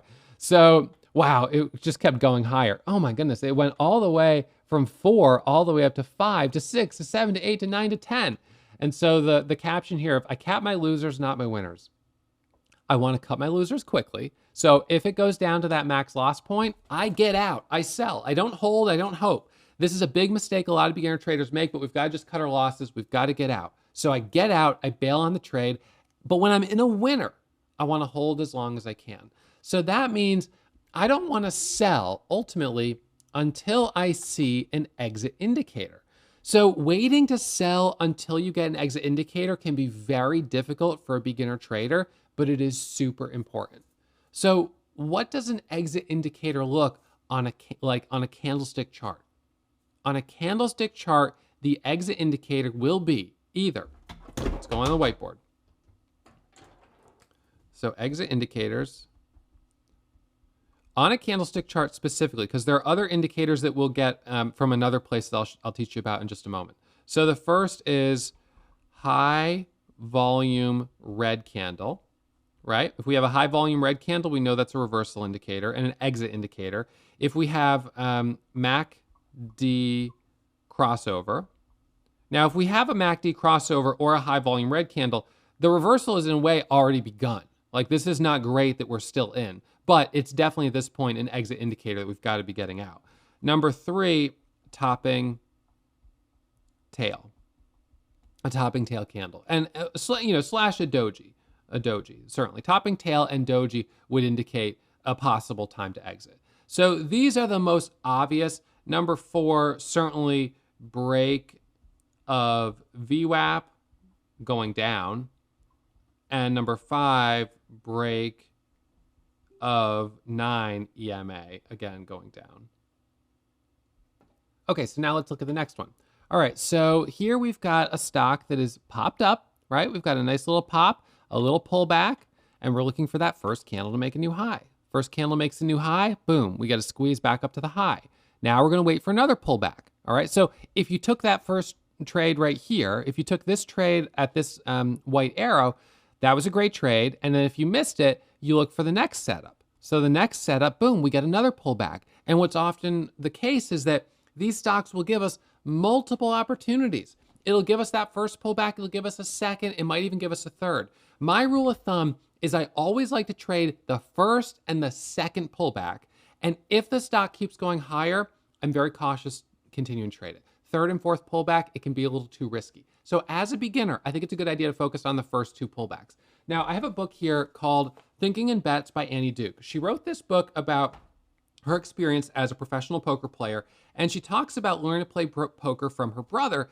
And he told her that when you're learning to play, he gave her a sort of a set of, these are the hands that you should play. He said, don't play anything else, just play these. And she said, well, I don't understand, because I'm seeing other people playing other hands that are not on your approved list. So what's the deal with that? And he said, yeah, they've been doing it for a while. You're a beginner. You need to trade the basic setups. And I think that's kind of the same with trading, right? Take the setups that are the bread and butter, that have the highest probability of success. So that's first pullback and second pullback.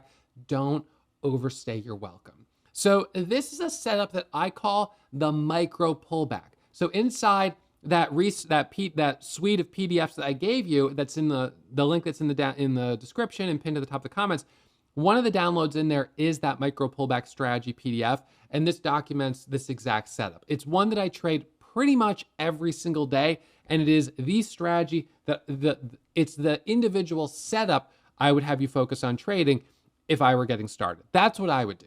I would focus on trading this pattern on stocks that meet all 5 pillars of stock selection.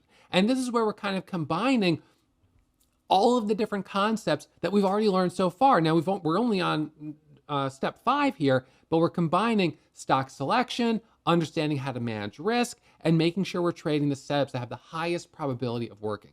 The reason these setups work is because we have a stock that's moving up quickly with a catalyst, and other traders see it moving. They're getting notifications from their brokers that this stock is moving higher. The broker wants them to start trading it. And they're thinking to themselves, where can I buy this stock where I'm taking the least amount of risk possible? And the answer is by waiting for a pullback. So it pulls back, and then as it rallies higher, you get that extension into the move as traders continue to buy a stock that is just moving super fast. All right, so let's look at another one here. In this example, we've got high volume green candles, nice. We've got a red candle. What do we think is gonna happen next? Probably a little bit of a pullback, right? So we get a little pullback here, we dip down, light volume pullback, and then it rallies back up. This is a nice looking trade. There's nothing to complain about here. This is a trade that I wanna take every single day. And this is a trade that's gonna work the best when it's occurring on a stock that meets all 5 criteria for stock selection. Stocks that are obvious are the ones that trade the best. So if we look at WKEY, and this is a stock that I did trade and did quite well on. I finished the day up about $16,000. It's a stock that is the #1 leading percentage gainer in the entire market. It is the most obvious stock. So the days I do the best are when we have a stock like this that is super obvious. It's got a ton of volume. Everyone's focused on it. And there's a ton of exuberance. People are just excited. This thing is strong. It's got great news. And it just keeps going higher. And I mean, I've seen stocks go up 1,000% in one day. It's insane how high they can go when you've got a really good catalyst. And you've got that imbalance between supply and demand, which comes from a good catalyst on a stock that has a relatively low float. All right, so let's see. So when it comes to finding the trades, I'm using the scanners to find the stock that's moving higher, right?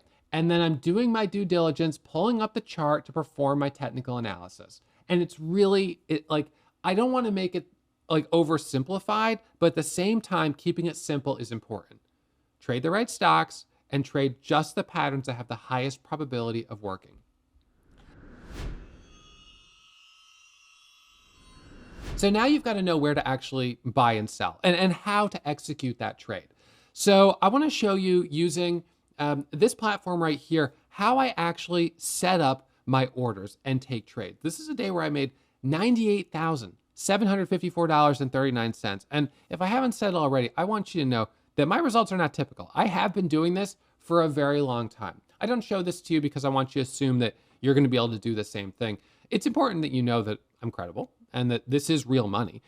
But more important for you is that you focus on building your own track record and that you know that this is a strategy that other people are trading. It's a real strategy. It does work for other people. It's not a guarantee it's going to work for you. I'll give you the rules of the strategy, but remember, you've got to follow the rules, right? That's the most important thing. All right, so let me show you how I actually execute these trades. And whether you're using Thinkorswim or you're using Webull, you're using the Warrior Trading Sim, or perhaps you're using a different broker, this is going to translate to pretty much all of them because the buttons are more or less the same. They might be located in slightly different places, but the features are the same. So number one, there are different types of orders that you can use to buy and sell stocks. So we have market orders. And a market order only works from 9:30 a.m. to 4 p.m. A market order is when you tell your broker, I want to buy this stock and this number of shares, and I don't care what price I get filled at. Now, you know what the price is. So if you looked at a stock like this one right here, you would see it's trading at $8.91 by 9:03. That's the current market for this stock. So the last price went through at $9. So it's $9 a share. So if you press the buy button for a market order, you would probably fill, well, not at 9, you'd probably fill maybe at 9:03, which is the current lowest price seller, and that's called the ask. I'm going to show you how that works in just a second. But with a market order, the problem is you're not telling the broker the most you're willing to pay.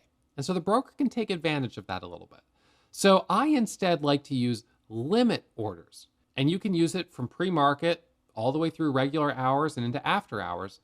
With a limit order, you're telling the broker, I want to buy this stock, but this is the most I'm willing to pay. And so I could put a limit order to buy the stock at 9:05, and they'll get me shares, and they'll probably get me my full order. But if it goes higher than 9:05, I won't pay anything higher than that price. So I'm not going to be surprised to suddenly be filled at like 9:47 or something kind of crazy. My order just wouldn't fill because the price went above my limit. So a limit order is something that active traders use to manage risk and to control how much they pay for a stock they're buying or how much they're willing to sell a stock that they're selling. Now, between 9:30 a.m. and 4 p.m., which is regular trading hours, we have market orders and we also have stop orders. A stop order is an order that you put in and it will trigger if a certain price is hit. So the way it works is if you owned a stock, let's say you own this at $9.20, and you put a stop order at $8.75. If the stock comes down to $8.75, the second it trades at $8.75, your stop order will execute because the price of your stop order was hit, and what that will do is it'll immediately sell your full position. It's gone. You're out. And traders like to use stop orders to manage their risk. So you can get into a trade and say, I'm going to buy at $9 and set my stop at $9.75 or whatever price you want. And then if the price goes down to that level, you're out of the trade just like that. And while that's nice, there's a problem. Brokers can see where your stop orders are. And it is well known, that brokers will engage and market makers will engage in stop hunting, where they'll actually try to move the stock price down to get people to stop out so they can buy their shares at a low price and then let the stock rally back up. That is frustrating and that feels unfair. But these big institutions can subscribe to that level of data. We as retail traders cannot. So I can't see where other people's stop orders are, but the market makers can. Now, currently, you can't use stop orders pre-market and you can't use them after hours. And I actually do a lot of trading during the pre-market session. So let's jump onto the whiteboard here and just make sure we're all on the same page about the hours of trading. So trading begins at 4 a.m. Eastern Standard Time. It's then pre-market until 9:30 a.m., which is when the official bell rings. 4 p.m. is the closing bell, and then 8 p.m. is the end of after hours trading, extended hours. Now, there are some brokers that allow 24-hour trading in certain securities, but currently 24-hour trading is not particularly popular for momentum traders because volatility is limited. In fact, they don't allow trading on stocks that exceed certain volatility parameters. So most traders right now would not trade during the 24-hour market. We're only trading during from as early as pre-market until as late as 8 p.m. But within this window, most retail brokers like Thinkorswim don't allow trading before 7 a.m. So what we see with volume is there's a little volume early, and then all of a sudden at 7 a.m. there's a lot of volume. And then at 9:30 there's even more volume. And then it kind of goes down, and then at 4 p.m. there can be a little burst if there's a stock that maybe has breaking news after hours, which sometimes happens, and then it just kind of dwindles until 8 p.m. So the windows right now that I find the safest to trade is actually right in here. So I kind of trade from 7 a.m. until about 10 a.m., and that's where I can capitalize on what is peak volatility and peak liquidity. I can get in and out easily. There's good volume in the market. Now, when I am in Europe, and I do travel quite a bit, I will sometimes start at 4 a.m. because I just will sit down. It's early in the day there, and I can. But I don't do that when I'm on the East Coast. When I'm on the West Coast, I just wake up early. I don't trade later in the day. I don't find that is particularly profitable for me. So the worst time zone for me is being in like Hawaii or Japan, just because of the time zone. But I know that there's a lot of traders that are on those time zones and they make it work. So that's sort of our market hours. Now, the reason I brought that up was to make sure, number one, we're all on the same page with market hours. But number two, so that you know that from 9:30 a.m. till 4 p.m., we have what? Stop orders. So we have stop orders, we have market orders, and we have halts. So at the beginning, earlier in the class, I mentioned circuit breaker halts. So I'm going to talk about this for a second. We don't have circuit breaker halts before 9:30. We don't have them after. So that's this window. So that means between 4 a.m. and 9:30 and 4 p.m. and 8 p.m., limit orders only. So limit only, no stops, and no halts. And also no options. There's no options trading early and no options trading. So now you have options, and I'm not trading options, but then this is the same as here. So just double that. Okay, so what are halts? So in order to prevent flash crashes in the market, we have these mechanisms called circuit breaker halts. And what a circuit breaker halt will do is it'll pause trading in a security that trades outside a standard deviation. There's a range that it can trade, and that's fine. It can be volatile. But if it trades outside that range, all trading is paused for 5 minutes and no one can buy and no one can sell. This happened a lot in 2021 when GameStop went up all the way to $500 a share. It kept getting halted. And people were saying, why are the regulators doing this? Is this the big funds? What are they doing? That they're cheating the system. And these halts are a mechanism that have been around for a long time. It was nothing that someone was doing, like they weren't pressing a button. The stock was exceeding a certain standard deviation and was automatically getting frozen from trading for 5 minutes. So this is the way these halts work. And they are important to know about because they slow down trading during regular market hours because these stocks will start getting halted. But it doesn't exist pre-market, it doesn't exist after hours, which means right now we actually see the biggest moves between 4 a.m. and 9:30, and then between 4 p.m. and 8 p.m. generally. There are some exceptions to that, but typically that's what we're seeing. So the way these halt levels work, and actually we'll do it on this page, or this side, because I want to do something else on that one in a second. So the way these halt levels work is they're called circuit breaker halts, and they're also called LULD, which stands for limit up, limit down.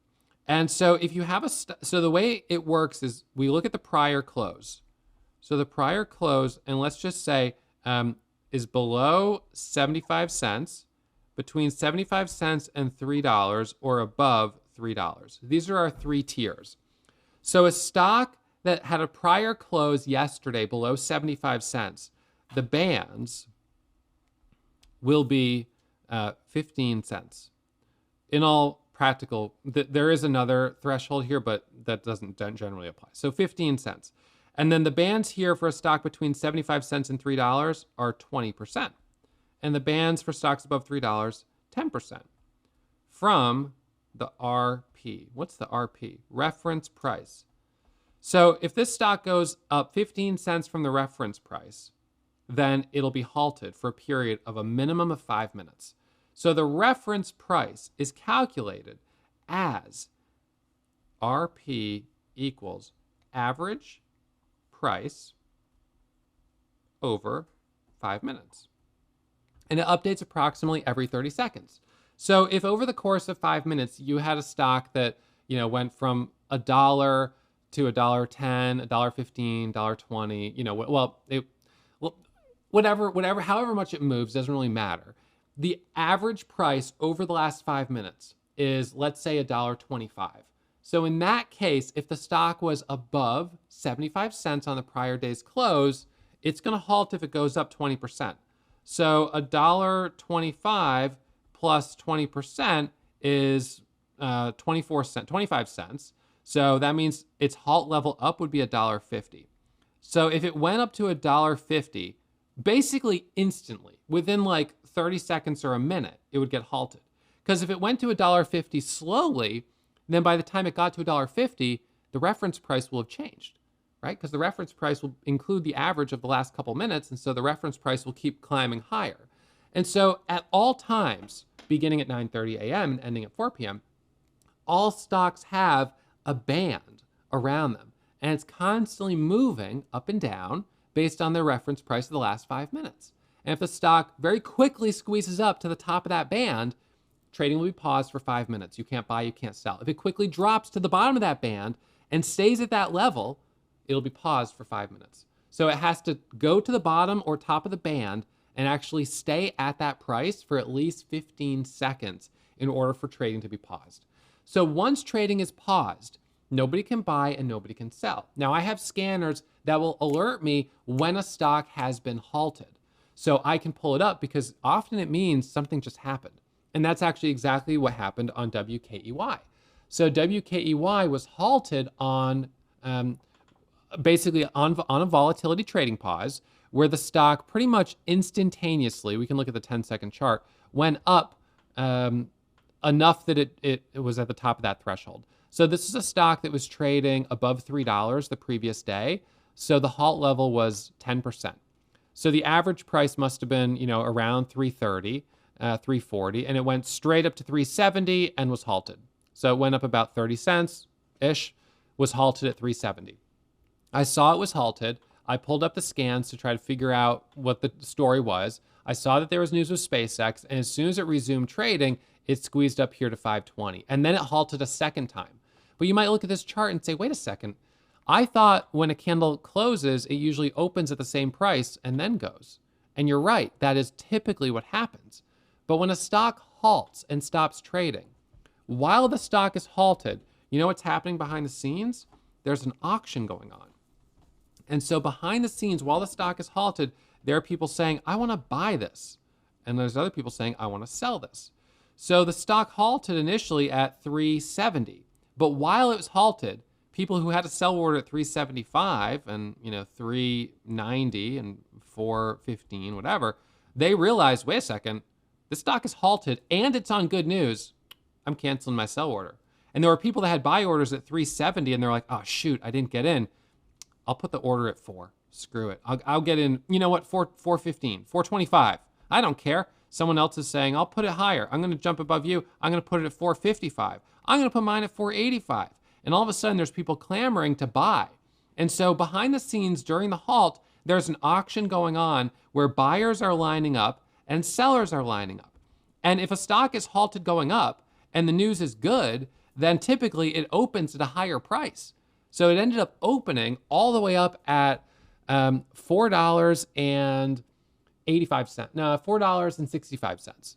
It dipped down for a moment and then ripped up to $5. Now, I saw the news and I actually bought it at $4.97. I knew the news was good and I liked the trade, and I took the risk and bought it at $4.97. This is a little bit more of a complex trade. Like Andy Duke's brother might have said, not a trade for beginners, but a trade that I would have been comfortable with my level of experience.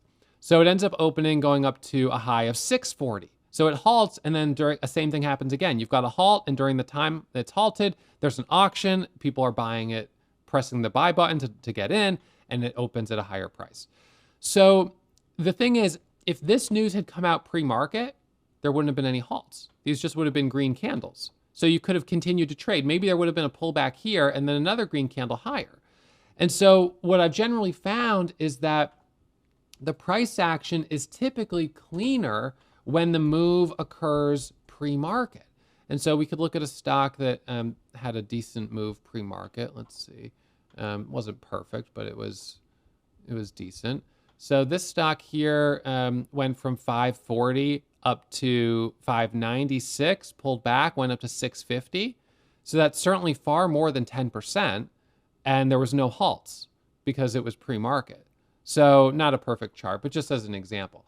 So pre-market, we don't have any halts, and that does make it appealing. What's also appealing about trading pre-market is that as a volatility trader and a momentum trader, which I am, and probably you will be as well, if you look around at the other traders who are really profitable in the market, this is more or less the way they trade. Stocks and companies put out breaking news during pre-market. They don't usually put out news during regular trading hours. It's kind of a thing where you're not really supposed to. Pre-market's okay, after hours is okay, but not so much during regular trading hours. Now that one company was an exception, but we don't see that very often. So news typically comes out pre-market, and that's when we see these big moves. Now, in order to trade pre-market, you do have to change your time in force on your orders. So at Thinkorswim right here, your day order has to switch to extended hours. You could press the buy button for a day order, nothing's going to happen, it's just going to sit there. So you have to actually switch it to extended hours. Same thing over at Webull. If you go into Webull and you set up your hotkeys, so I go to hotkeys right here. We'll go to hotkeys and then go to settings. I have my hotkeys here to buy for trading, and let's see, buy, ask 5,000 shares. So just for example.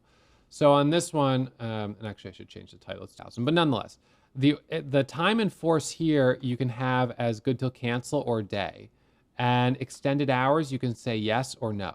So you turn on extended hours and you actually leave it as a day order. I know that's inconsistent with Thinkorswim, but that's the way it works there. And actually that's also true over at the platform that I use generally on a day-to-day basis. A day order here does work pre-market. So anyways, we're going to use limit orders.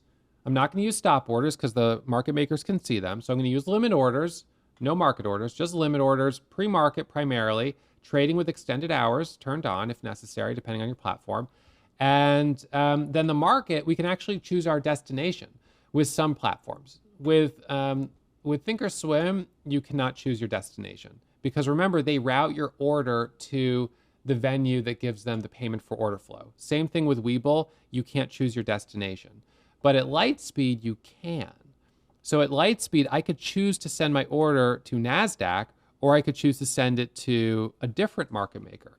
Now, it doesn't really matter which one I send it to. The fact that I'm not passing my order through an institution who's going to scalp a fraction of a penny off my order is going to be better for me. It's better when you're trading with larger size, which I do. When you trade with smaller size during your proof of concept phase, it doesn't make a difference. But when you start trading bigger size, it'll make a bigger difference. So I choose my symbol, I enter the shares, I can choose the price, I could choose the market, it's a limit order. This you don't really have to worry about right now, certainly with small size. The time in force, and then I can just click the buy button or click the sell button. Now, of course, if I want to take that a step further, I will actually create a hotkey to do that. But I'll teach you how to do that in just a moment. So the first depth of the market is called level 1 of market data. Level 1 market data is the first row right here that's in green. So this tells you the bid on the left, which are the buyers. These are the people bidding on the stock. They want to buy, but they're only willing to pay up to the highest price. So the highest price bidder right now is $8.91. And the lowest price seller on the offer, they're offering shares for sale, or they're asking shares for the sale price. So they're on the offer, also called the ask, is $9.03. Now, if you wanted to buy right now, you could just buy from this person selling at $9.03. And that's typically what I do. I say, I want to buy right now, and I'm just going to go ahead and buy from the person that's selling. Or if I want to sell, I just sell to the person who's buying. But other traders might put their orders here and let it sit, and that's fine, but that's not typically what I'm going to do, especially during a time of peak volatility. Because if I wait and wait and wait, I just won't get filled on my order at all, and then that's not going to work. So we've got the bid, we've got the ask, and the spread is the difference between the two prices. So right now we've got a 12-cent spread, $8.91 to $9.03. ARCA, BATS, EDGX, NASDAQ, these are the actual market makers, or the ECNs that are sending the order to the market. So this is kind of like an island, and each one of these different institutions are the ones that are actually sending the order to the market, sort of on behalf of the client. That's the number of shares that are being bought or sold or offered or to buy. And you always add 2 zeros. So instead of saying 20 shares, it's actually 2,000 shares. They just abbreviate it just to make it easier to read. So 1 is not 1 share, it's 100 shares. And that's level 1 market data. Now, what I use is level 2 market data, which is why you can see all this extra data. So this is level 2 data. And level 2 shows you the depth of the market. What's helpful here is that you can see if there's a big seller lined up on the offer. If there's a big seller, you could see the big seller. You could see like 100,000 shares. You could see it right there. If there was a big buyer, you could see there's a big buyer. So you could see it as plain as day, big buyers and big sellers. And I find that really helpful. And what you can also see is the LULD, limit up, limit down price. Now, let's just jump back 1 second, all the way. So we're on slide 99. So we're going to go all the way back up here to this slide 65. Do you remember when I said halt levels? Halt levels. Thinkorswim does not display that LULD quote. Webull will display it, but not on the simulator. Only when you pay the $9.99 and are trading with the real money. Warrior Trading Sim does display it. And the resumption quotes, Thinkorswim does not display it, but Webull does and Warrior Trading does. So remember when we talked about how this stock was halted at 370, but resumed at, it was 465? So while it was halted at Thinkorswim, you just saw 370 as the last price traded. But what I saw was that the current bidding, the current market is pricing a 465 resumption. That's the resumption price. Wouldn't it be important to have that data? I think it is. I think it's critically important to have that data. And that's why the Thinkorswim platform as a simulator isn't really great. And even for real money, it's kind of lacking the data that I think is important for retail traders, especially if you're trying to trade the way I'm trading. So Webull is okay, except you have to fund an account with real money. And the Warrior Trading Sim is good as well. Some people will use the Warrior Trading Sim for data, but they'll trade on Thinkorswim. So, I mean, that's fine if you want to do that. It's however, whatever works for you is fine. So what's helpful about the level 2 is when I first pull up a stock, I can see how many buyers there are. I can see how close they are to the current price. Sometimes they're 1 cent away. We have $8.91, $8.90, but then it goes down to $8.86, $8.62, $8.56. Sometimes they are spread out like that a little bit more. Same on the ask side, $9.03, $9.04, then $9.11, $9.17, $9.20, $9.47. So now you could see if 10,000 shares of volume went through, this might actually go all the way up to $9.47 because there's not a lot of sellers here. So this is a stock that could potentially move fairly quickly. And so I can understand how fast a stock will move in part by looking at the actual chart, because that gives me the historical context, right? So if we see this pullback forming, I could think, okay, we're looking for the first candle to make a new high and to retest a high a day. But then I can also look at the level 2 and recognize, oh, this is a stock that is more thinly traded, and a more thinly traded stock can move very quickly. So then that gets me a little more excited. Right next to the level 2 is this little window here, which is the time and sales. The time and sales is a record of every transaction that has been placed. Green are orders that occur at the ask price.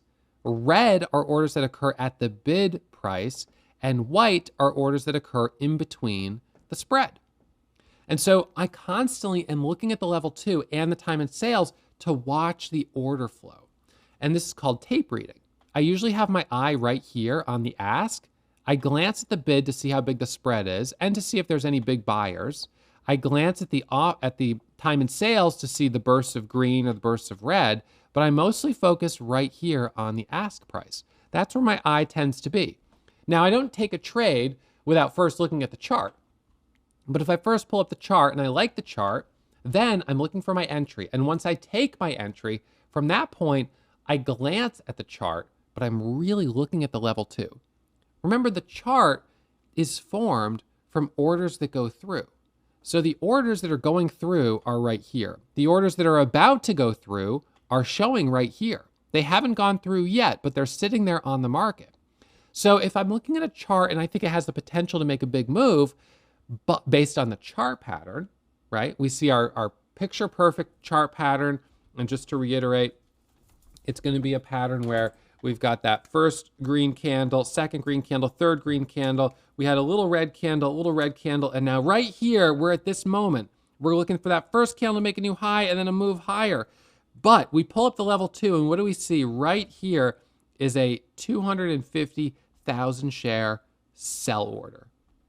So now, this is kind of interesting. Even though the chart may have said the pattern looks good, when I actually look at the real orders that are sitting on the book, there's such a large sell order that I now know that that chart will never do what I thought it might have done.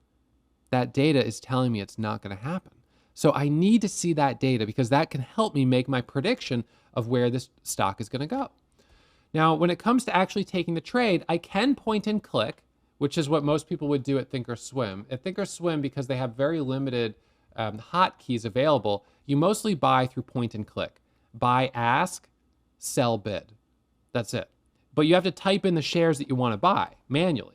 So if you buy twice, you buy 50 shares and then 50 shares, and you want to sell 100, you've got to come in here and change it to 100 or sell 50 twice. So they do have some hotkeys under application settings, but they're very basic and they, to me, are not adequate. Webull is better. Webull does have really nice hotkeys that you can set up pretty much the same with Thinkorswim. And with Webull, you can also use buttons. So you can go under, even if you're under paper trading, but on real money too, you can use these buttons. So you can click a button, buy market, sell bid, and that's fine. There's nothing wrong with that. What I tend to do is, this is not moving. What I tend to do is I like to enter my orders to buy down here in my order entry window. So I type in the shares, I type in the price I'm willing to pay, and then I keep my mouse right here, and then I just click the buy button the moment that I kind of feel like I'm ready to buy. And usually I buy just after I see a big buy order go through on the time and sales, because that tells me someone else is starting to jump. So I kind of wait for someone else to jump, and then I follow, usually. I'm sort of like, I wait to see, like, are other people liking this? And then if I see buying, I'm like, okay, people like it. I thought so, and now I'm sure of it. I don't like to usually be the first because maybe I'm wrong. It depends on how confident I am on the stock. But anyways, so I like to enter my order in this order entry window, and then I just click the buy button. And I might click it 2 or 3 times to go up to, a starter position, up to a half size, and then up to full size. But I don't like to sell right here. I find it too clumsy to come over here and sell. And so what I like to do for selling is I like to use my hotkeys. So that's where in a platform like Webull or like Lightspeed or like the Warrior Trading Sim, you can actually go in and you can create your own custom hotkeys. So under, go to settings, under hotkeys here for trading, you can go hotkey settings, and then you can click the plus button right here to create your own hotkey. So you could say buy 2,000 shares. We had to do this anyways. So it's going to be a buy button, going to create. It's going to be a single order, a limit order. It's going to be quantity 2,000 shares based on, I'm going to do ask price, and I'm going to give it a little offset. I'm going to say I'm willing to pay 10 cents above the ask if the stock is moving nicely. Time and force, it's a day order, that's fine. Extended hours, yup, turn it on. Hotkey, let's make it shift 2. I've already used something on shift 2, let's replace it. Boom, shift 2 is done. All right, we just created a hotkey. Now all I have to do is press shift 2 on my keyboard and we're done. Shift 2 and I'm in the trade just like that, 2,000 shares, instant. Now I may want to go and turn off my notifications. So I'd have to turn off my order canceled, order modified notifications. And I think they have a confirmation here that I have to turn off as well. Order preferences. So I turn off the order confirmations. And then with that turned off, I can be jumping in and out of stocks with the click of a button, buying and selling.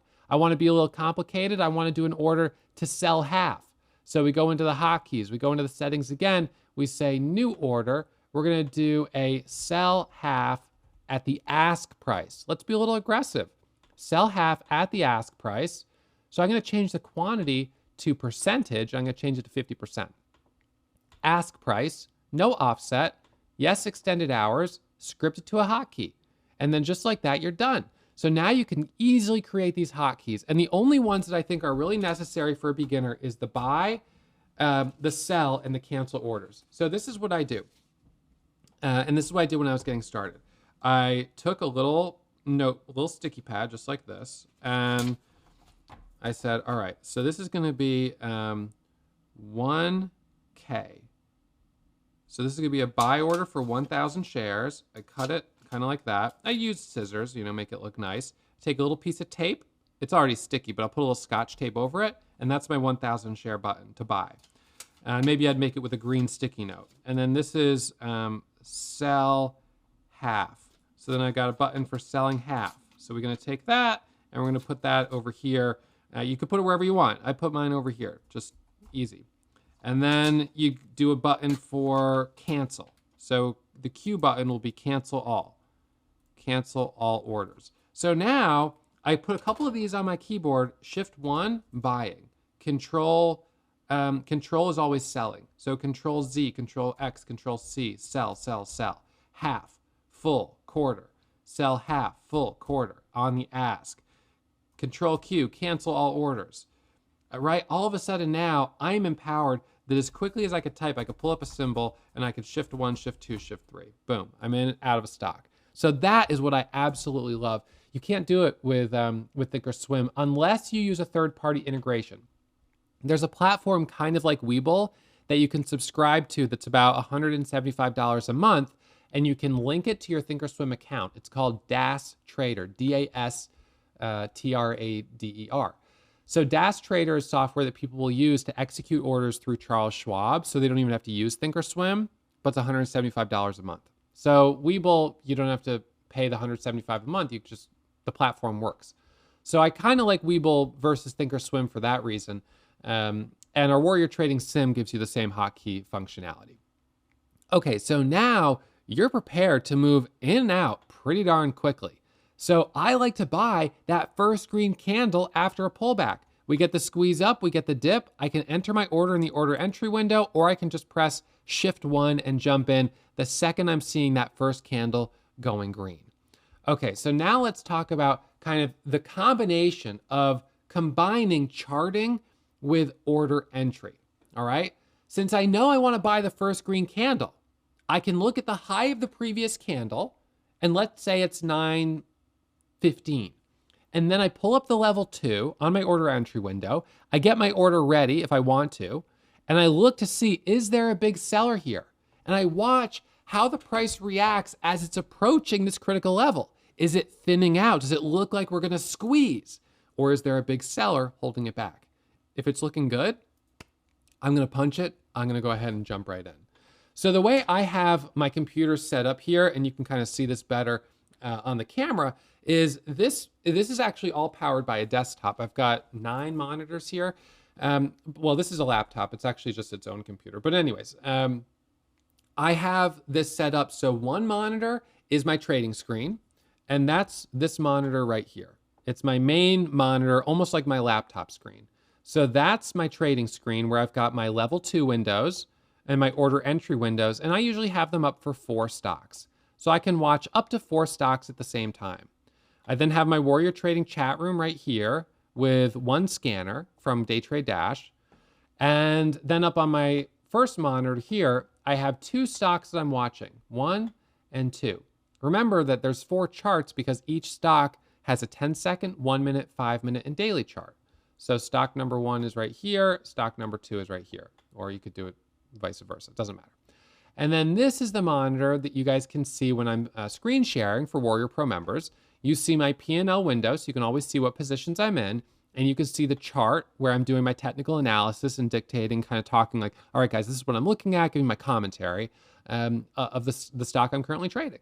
So this is the stock I'm focusing on. That one's kind of zoomed in. I've got the news feed. I've got my scanners here, and then I've got my layout. So for me, 3 monitors is kind of the perfect number. Obviously, I have more monitors right here. I do sort of stretch out when I'm at home. I've got a 4th one right here. So this has, I've got 1, 2 stocks, and then 3, 4. So I can watch a couple more right up here. And then over here, I have YouTube. These are monitors you can't see from this view, but I have the YouTube channel up here so I can check comments. And then I've got emails here, and then I've got my streaming settings and my audio video mixer like right here. So these are more kind of like other stuff, but this is more my trading area. And then this one up here, when I'm doing a Webull challenge or a Thinkorswim challenge, you know, I'll have that platform up there and kind of jump up and down between the two. So this is, to me, an ideal setup. And look, I mean, it costs some money to set this up, but there's some tax benefits that you can get here. This is all equipment. This is your overhead. These are reasonable and necessary purchases that you made in order to make money as a trader, because day trading can be a small business. All right, step 7, max loss and profit targets. It is critical for traders, from beginner to experience, to cap losses while still allowing the winning trades to reach their full potential. So setting a max loss on each trade and on each day is mandatory. Profit targets are calculated as 2 times the amount that was at risk. And the amount that is at risk is the difference between the entry to the max loss. So just to be clear, if you buy a stock at $3 a share, some people would say, all right, I'm in at $3 a share times 1,000 shares equals $3,000. And some would say, okay, I've got $3,000 at risk. That means I need to make $6,000 on this trade. It needs to go up to $6. No, that's not realistic. You're not really risking $3,000. Yes, you're putting $3,000 of capital into this trade, but you now own a stock at $3 a share. So what you're really risking is the difference between your entry and where you would sell it for a loss. Let's say that's $275. That's minus $250. So that's how much you're actually risking. Can you make now a move up to $350? That would be your 2-to-1 profit to loss ratio. And even that's, you know, that's kind of a big stop for a lower price stock, but just as a better example, this is the way I think of risk and reward, and this is the way most traders think of it. Now, I know traders who do option trading and are buying, you know, the options that are expiring today will think of it more in total capital put into the position because that position can expire worthless. But that's not the case with trading small cap stocks. I mean, yes, they can go down, of course, they can be volatile, but there's no logic in I'm going to hold this until it goes to zero. So it wouldn't make sense to use your entire cost basis as your risk on the trade. So the way I think about it is when I look at the chart, my stop is the low of the pullback, right? So that's what we know. We're looking for a stock, and this is going to be, you know, I just want to make sure we're 100%. We let it pull back. It moves back up. Stop is always the low of the pullback. Entries first candle to make a new high. Profit target is high of day. Maybe we get an extension higher. That's obviously ideal that we would. So this is 1x, this is 1x, this is 2x, this would be 3x, and 4x. So we want to make sure we're keeping relatively tight stops right down by getting in close to a pullback instead of chasing a stock as it's extending away, because then we're in too high and we can't manage our risk if we get in that high. Now, I'll tell you something So there's two things. As a beginner trader, as we continue through this class, as I teach you my strategy and continue to learn more, you're going to start wanting to trade this strategy in a simulator. And you're going to wonder, how much should I trade? Should I be, taking just like one trade a day, or should I trade a lot? And this is what I'm going to tell you. As a beginner trader, trade as much as you can because you need the experience. You need the experience getting into trades, getting out of them, testing your hotkeys, getting a feel for the relationship between level 2 and the chart and how they work together. So you want to trade a lot. And during that time, it's not about making money. It's just about getting experience, learning the ropes. So then after a period of time, once you start to feel like you're getting a little bit of a feel for it, which could be a week, it could be 2 weeks, it could be a couple months, whatever feels right for you, where you're like, okay, I'm starting to catch some winners. This is starting to click. Then what I'll do is I'll put you on a trading plan that you will follow. And when you follow that trading plan, the number of trades you take and the strategy for when to walk away each day is going to be totally different from that first phase where you're just trying to gain a lot of experience. So I just want you to be aware of that. Right now, you don't have, if you're trading a simulator, you don't have to follow a max loss if you're trading with one share. You just trade as much as you can. Just gain experience. You're trading with one share. We're not talking about big money. But once you transition to making an attempt to go live and prove that you can actually be profitable in the simulator to justify going live, that's when you've got to tighten it up and get focused on really keeping tight losses on trades and a max loss on the day. But no doubt, even with one share, you can know what your max loss is on a trade and you can cut that loss, and you certainly should do that.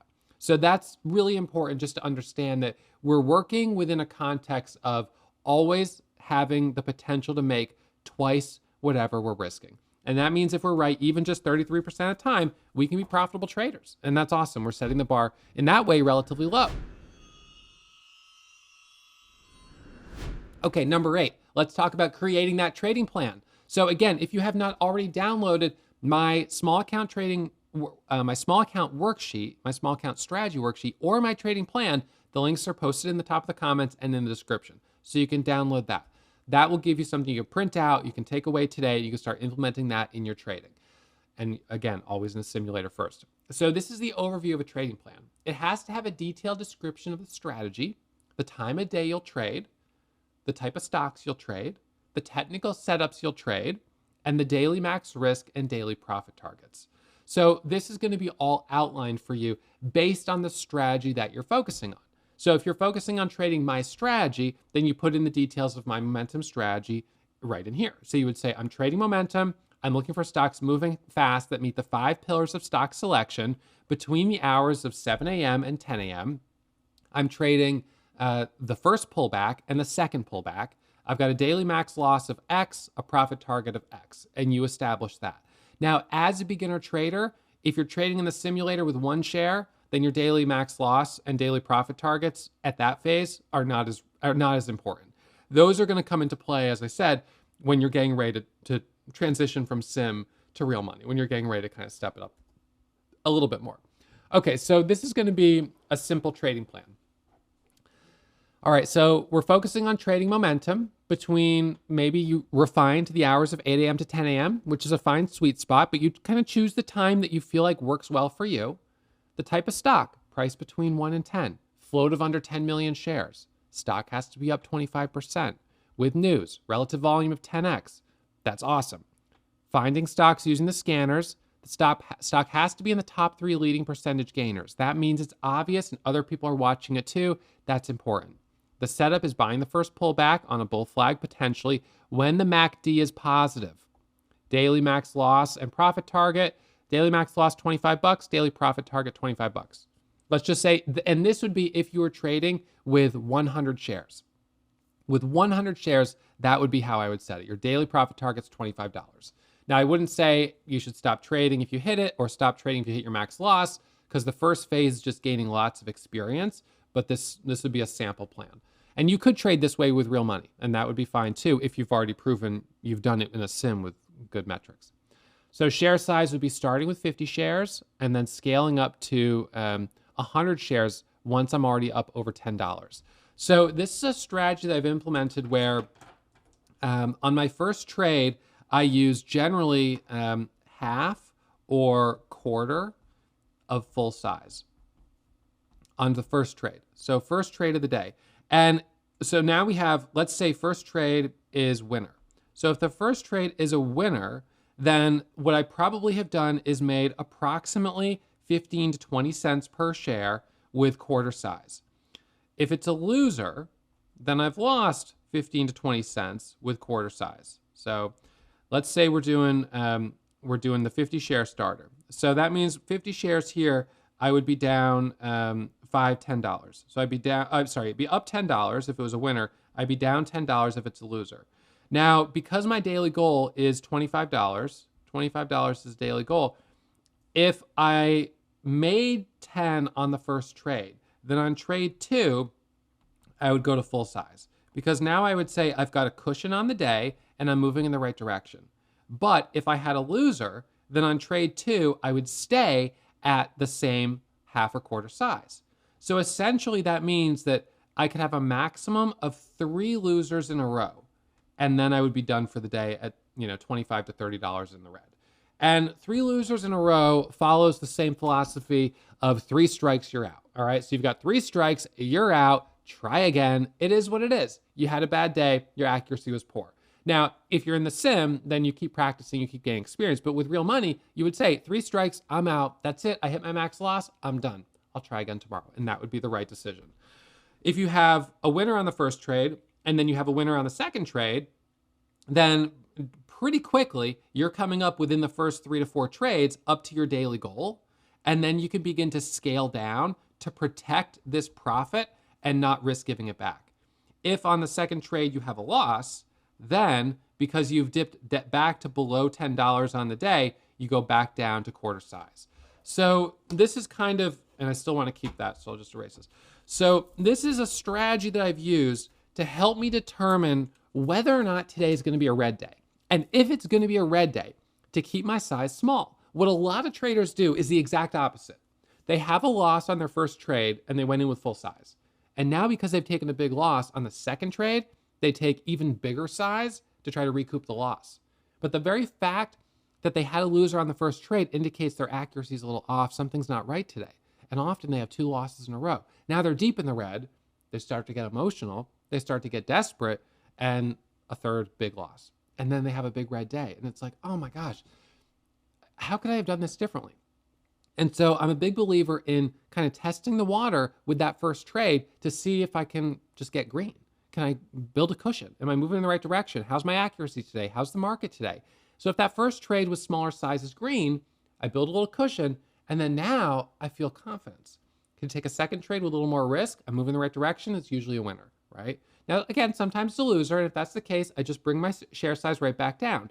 If I can't get myself up towards my daily goal within the first few trades, that by itself indicates today's a difficult day. Because usually within my first few trades, I'm able to hit my daily goal and I'm in great shape. So that's like the best case scenario. So this is a strategy of scaling into the day that is designed to help keep the red days smaller. That's what it's really about, is keeping the red days smaller. Now, I have to say, it's very important when you're getting started that you have guardrails on your trading. Guardrails are kind of like training wheels, and no one's going to win the Tour de France with training wheels on. But I want you to learn how to trade in a safe environment where you can prevent getting wrecked. And so to protect yourself, these guardrails, these training wheels are very important. So guardrails are basically, these are your cues to walk away. There's another book that I have here, also by Annie Duke, called Quit, The Power of Knowing When to Walk Away. And both of these books by her, Thinking in Bets and Quit, are a good read for an aspiring trader, because it really does help you think about risk and reward in a good way. So some of the guardrails that I think can be really helpful for a beginner trader is certainly, if you hit your max loss, walking away. Again, this is going to be depending on what phase you're in. So phase one is sim, and it's all about experience. Trade a lot. So just trade as much as you can. Phase 2 is sim, and it's like the trial, for real money. And then phase 3 is real money. Oops, real money. And this is where you repeat the trial that you just did in the sim, except with small size, with real money. So this is where you're doing typically 100 shares, and then you're going to do the same 100 shares here. Here, you might still do 100 shares. And again, if you're using Thinkorswim or Webull and you're just doing one share, then that's fine. You're doing one share and then one share. But you just do the same shares. But here, at this phase, phase 1, you're just gaining a lot of experience. So when I'm talking about these guardrails, these are really for the phase 2 period, where you're actually, and certainly phase 3, we're actually trying to make an effort at going live and making this thing work. So if I have 3 losses of X amount or bigger, or 3 losses in a row, I'm done for the day. If I give back half of my profit on the day after being up more than X amount, I walk away. So if I'm like at my daily goal or close to it and then I give back half, I need to walk away. I just need to preserve the profit. I want to be aggressive on the front side and then completely abandon a stock and leave it alone when it fails to keep going up. This is so important. You've got to be just totally ruthless about saying, nope, I'm done. I'm not going to look at that stock anymore. I'm going to wait for the next one. You've got to be able to make honest assessments of the market sentiment and an honest assessment of your emotional disposition today. And you've got to try to hold a piece until that final exit indicator. And remember to survive till you thrive, because small green days are good. Now, I want to go back here to these exit indicators because the ones that I wanted to add here was number 6, level 2, big seller. That was the one that I wanted to add. Level 2, big seller, or burst of red on the time and sales. So this is just one additional one that is an exit indicator that is not derived from the chart, but comes on the level 2, but is just as valid, and it's very important to keep an eye on. So I just wanted to make sure we add that before we forget. All right, so with your guardrails in place, it's important that you approach trading with a track record, that you have a business plan. So in order to be a successful trader, you treat it like a business, and you don't trade real money until you've got that track record. So this is where in the simulator you build your track record and you create that proof of concept. So phase 1 is about gaining as much experience as possible and just trading as much as you have time for, all right? Phase 2 is the proof of concept phase.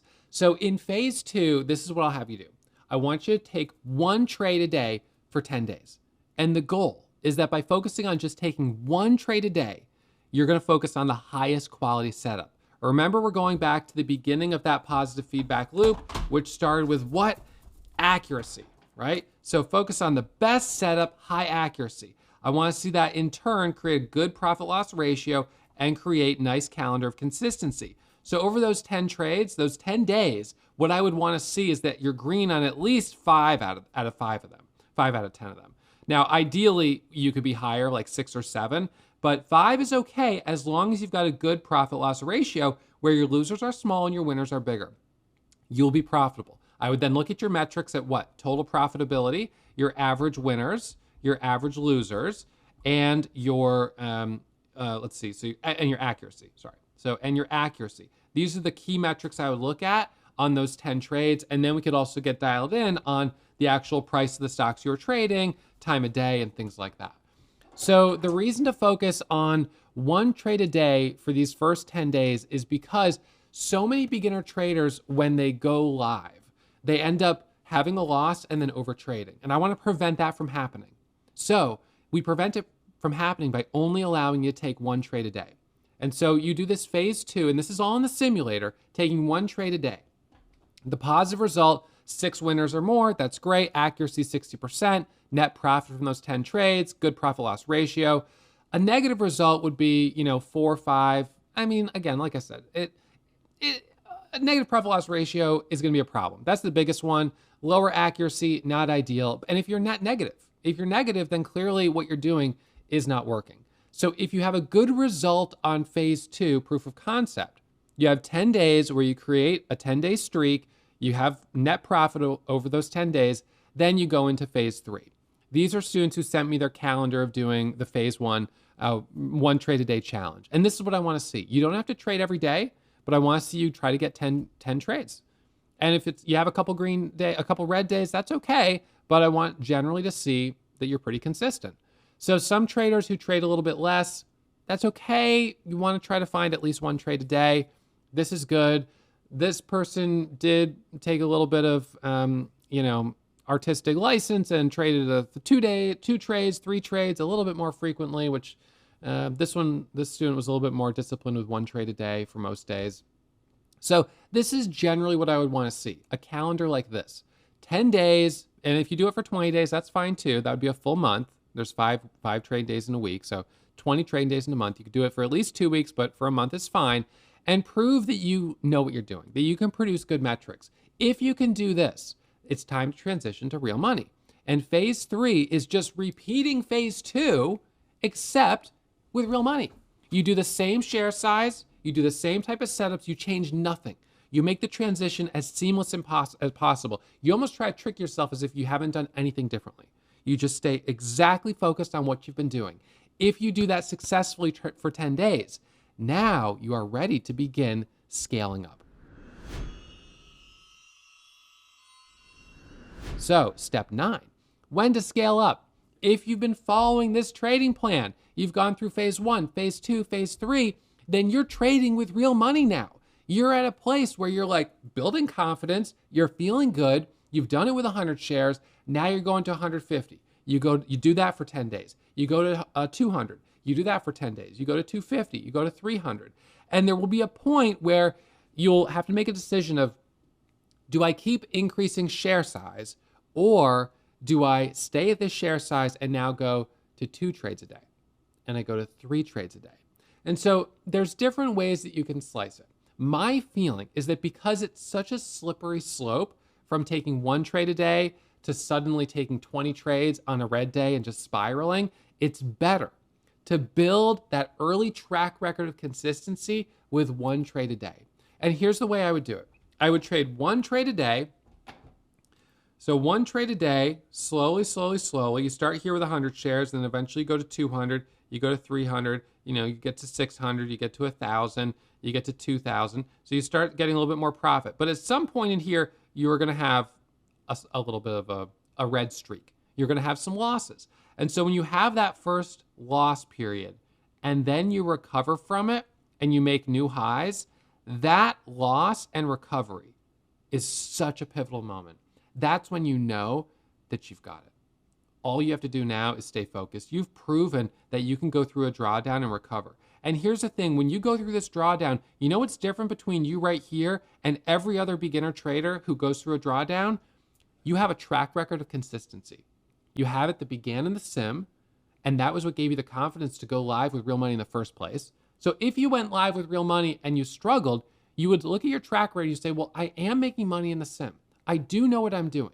I just need to either go back to the sim and gain a little more experience, or continue to stick it out with small size with real money because I know what I'm doing. I just had, these first 10 days were tough. So you keep yourself in that really safe area of small size.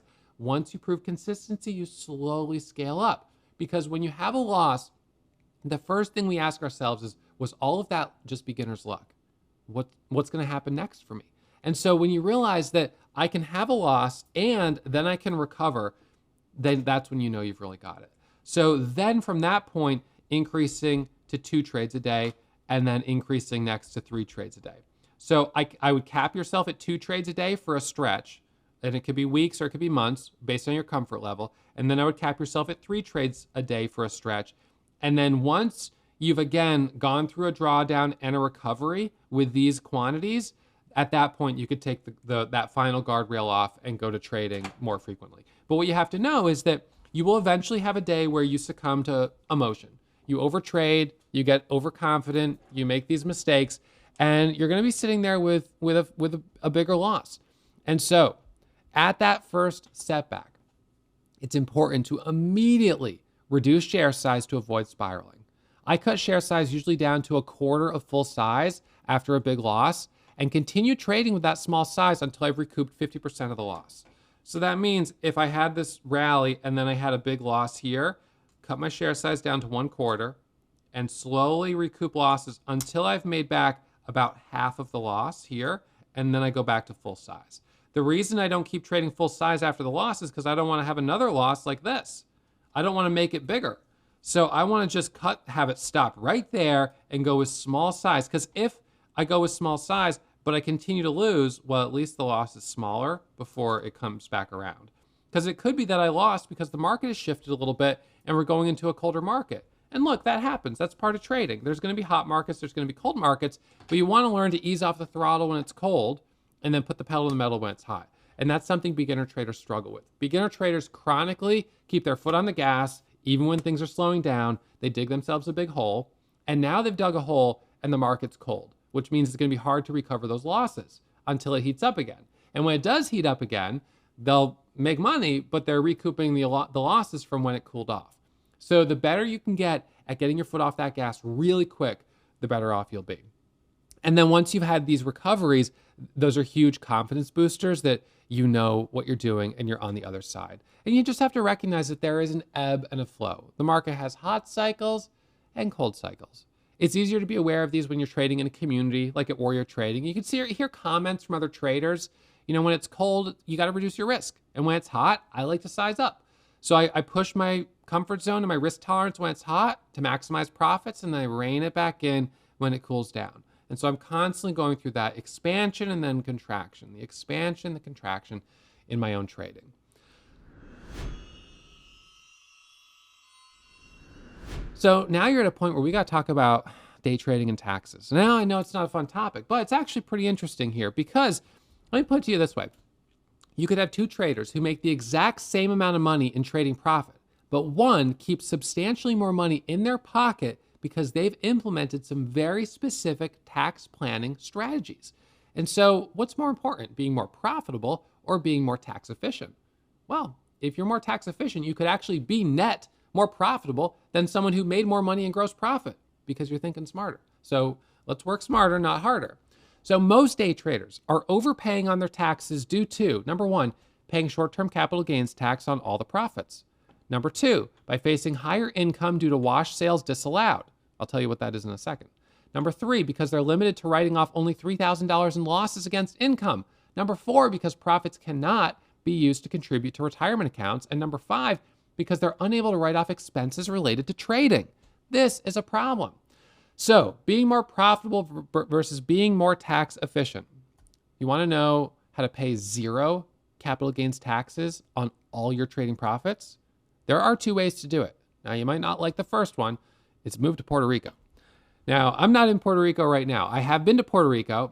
So I hired, after I had made some really good money trading, I hired a great CPA, and he said, all right, Ross, you're paying a lot in tax.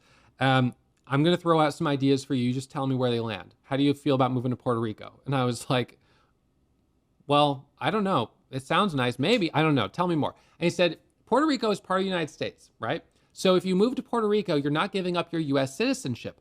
But if you move to Puerto Rico, they have something called Act 60. It's an incentive to encourage U.S. residents to move to Puerto Rico. And the incentive gives you what it is it gives you a 100% exemption on all capital gains taxes. So you have no capital gains taxes if you're a U.S. resident who moves to Puerto Rico. Now, the hitch with this strategy is you got to move to Puerto Rico. And you got to live there for 6 months and 1 day. So I went down to Puerto Rico. I brought my laptop and my couple of travel monitors, and I checked it out.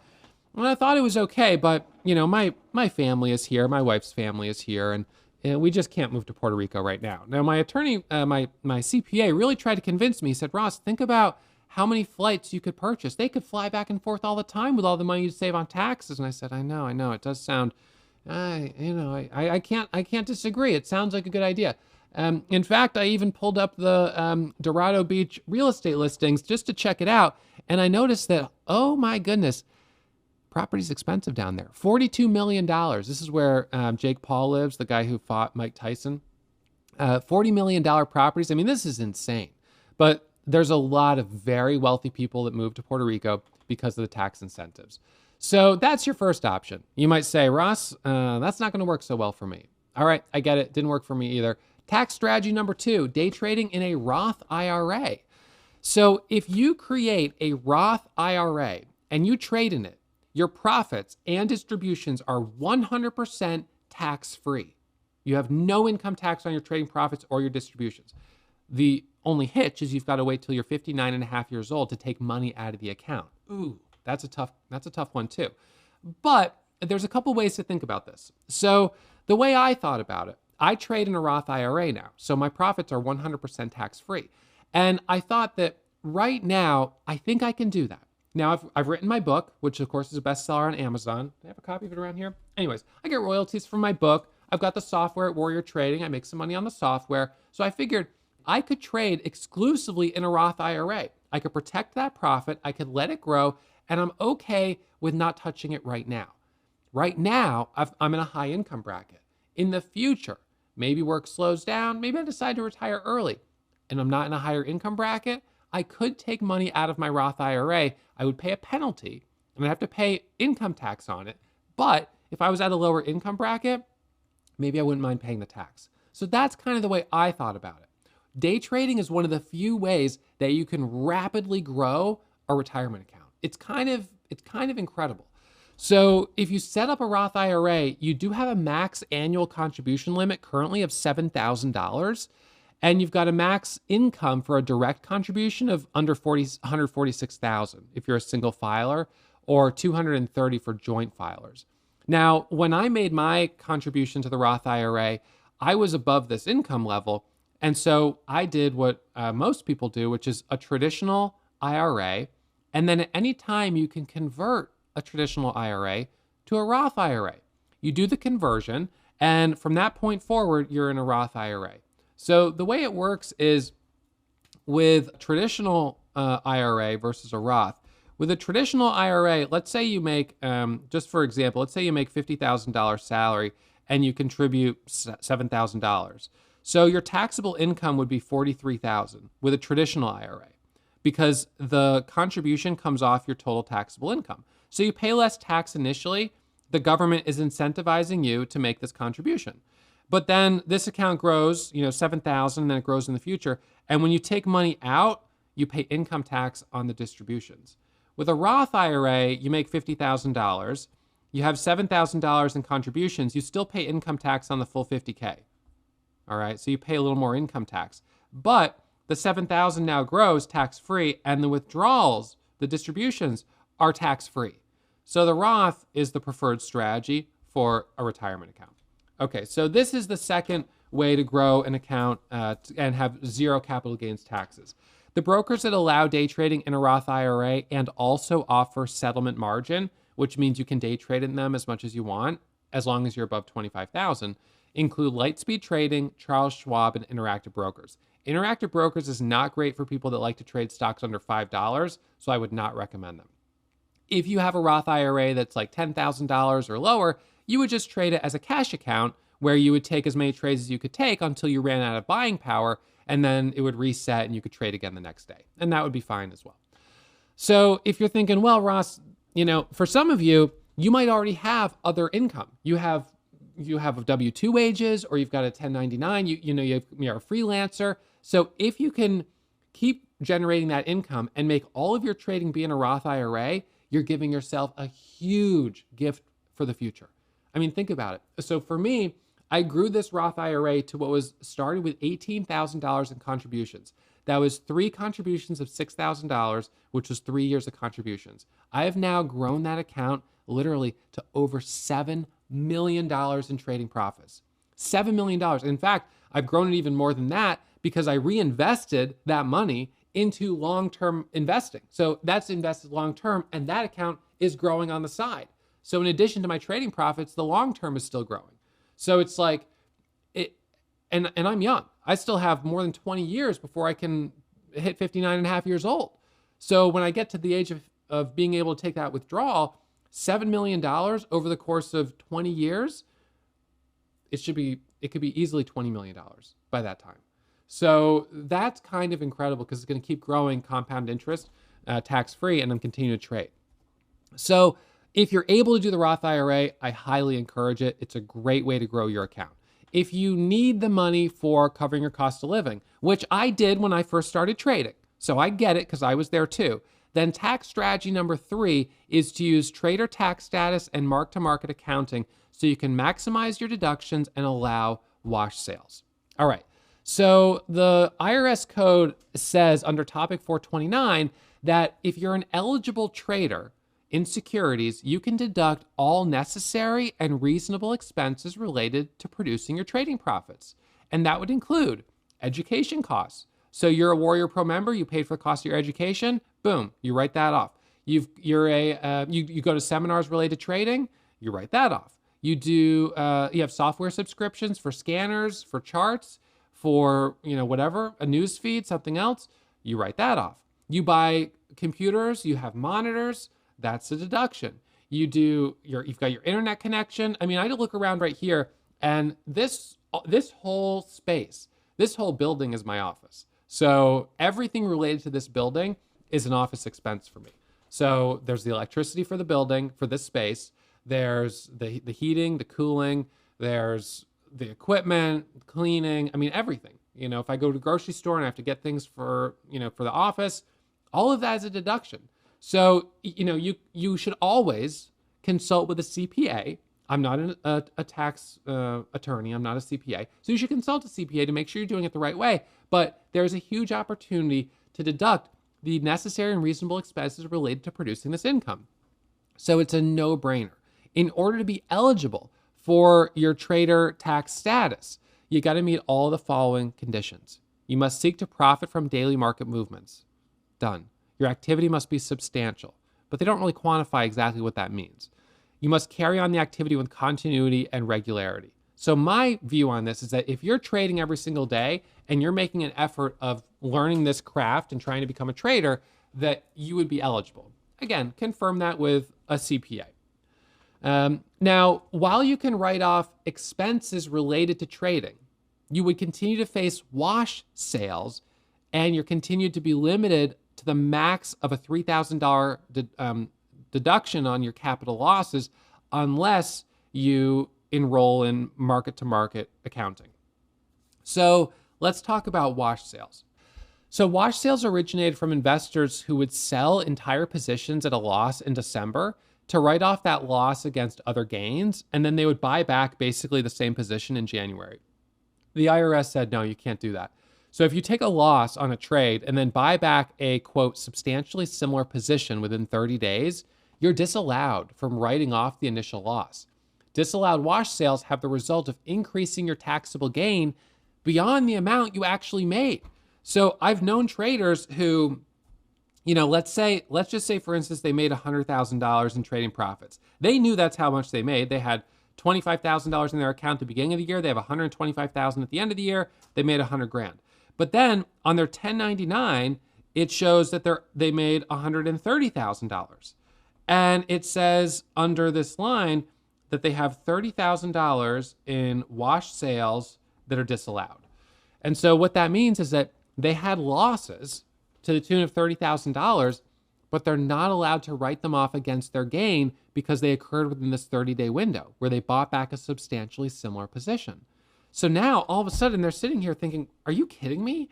I have to pay tax on $130,000 even though I only made $100,000. What is the deal? That doesn't make sense. And it doesn't make sense. And rather than revise the code or the rule on wash sales to not to not be valid on day trading positions, that's the only workaround is to do mark-to-market accounting. So a mark-to-market accounting is a change in accounting method where you become completely exempt from wash sales. You'll have no wash sales, which is great. And it does something else. It means you can write off all losses against income.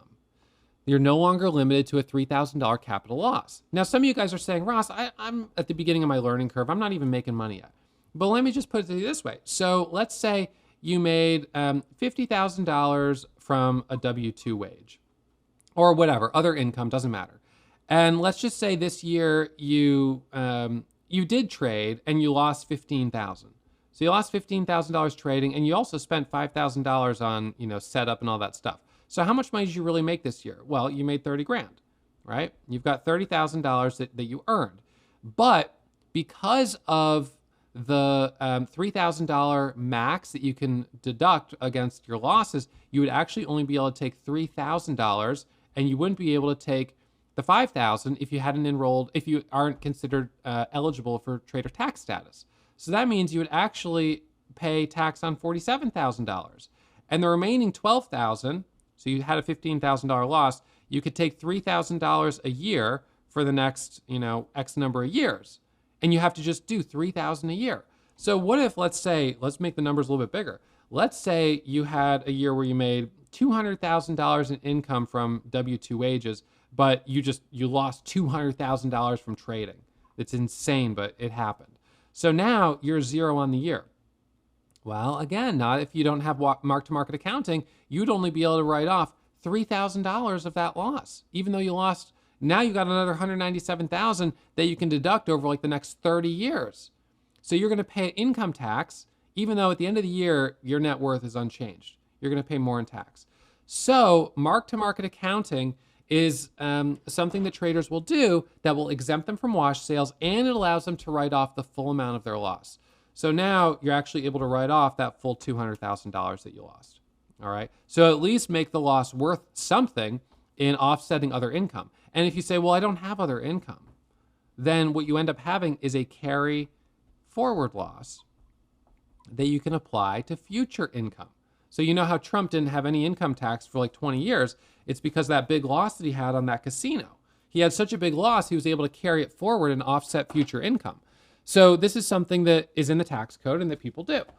And again, like I said, you should consult a CPA, but a good CPA will tell you that you've got a carry forward loss and you should utilize it, just like every other wealthy American does.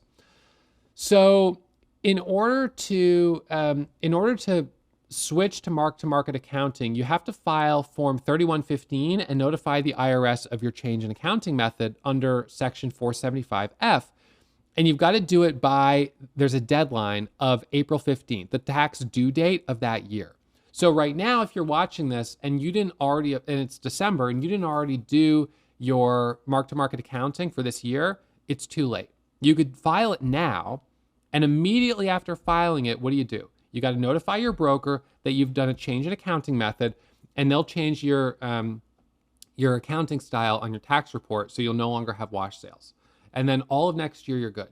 You can't do Form 3115 retroactively. It only works from the date you file it and notify your broker moving forward. Now, the trader tax status, if you've been trading all year, you haven't filed your return yet, then you could say, I was a trader all year, I made this money or lost this money, and I have these reasonable expenses. Your only issue is that if you had a loss, you're limited to the $3,000 that you can write off this year in that loss because you're not on mark-to-market accounting. So the best thing is trader tax status and mark-to-market accounting. You'll get the benefit of the losses, and you can write off the reasonable expenses related to producing your trading profits. You just have to remember the deadline for the mark-to-market accounting, and you want to make sure you consult with a CPA to make sure that they agree with this idea and that you do it the right way.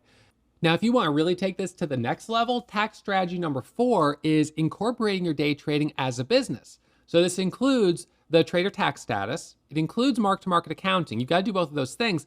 But if you trade in an LLC or an S Corp, and the LLC, if it has S election, then you can additionally make contributions to a solo 401k of up to $69,000 per year and deduct that against your income. And you can also deduct health premiums against your income.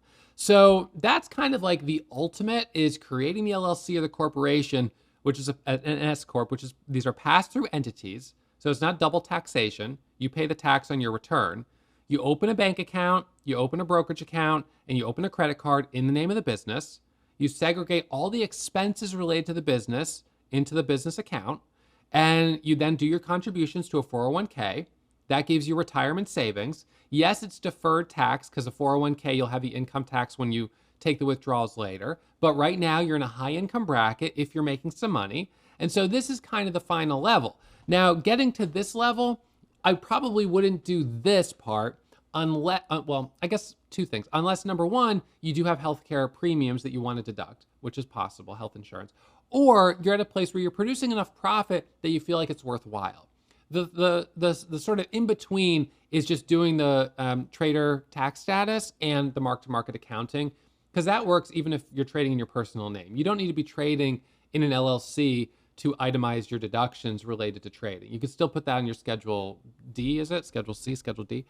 So that's kind of the way I would approach it. Now, is this all necessary? Like I said, you could try to be more profitable, or you could try to be more tax efficient, or you could do a little bit of both. And I think that there's a happy medium here, and it depends on your comfort, your risk tolerance, what you want to do, and what your accountant feels makes the most sense for your personal situation. So as always, consult a CPA on this.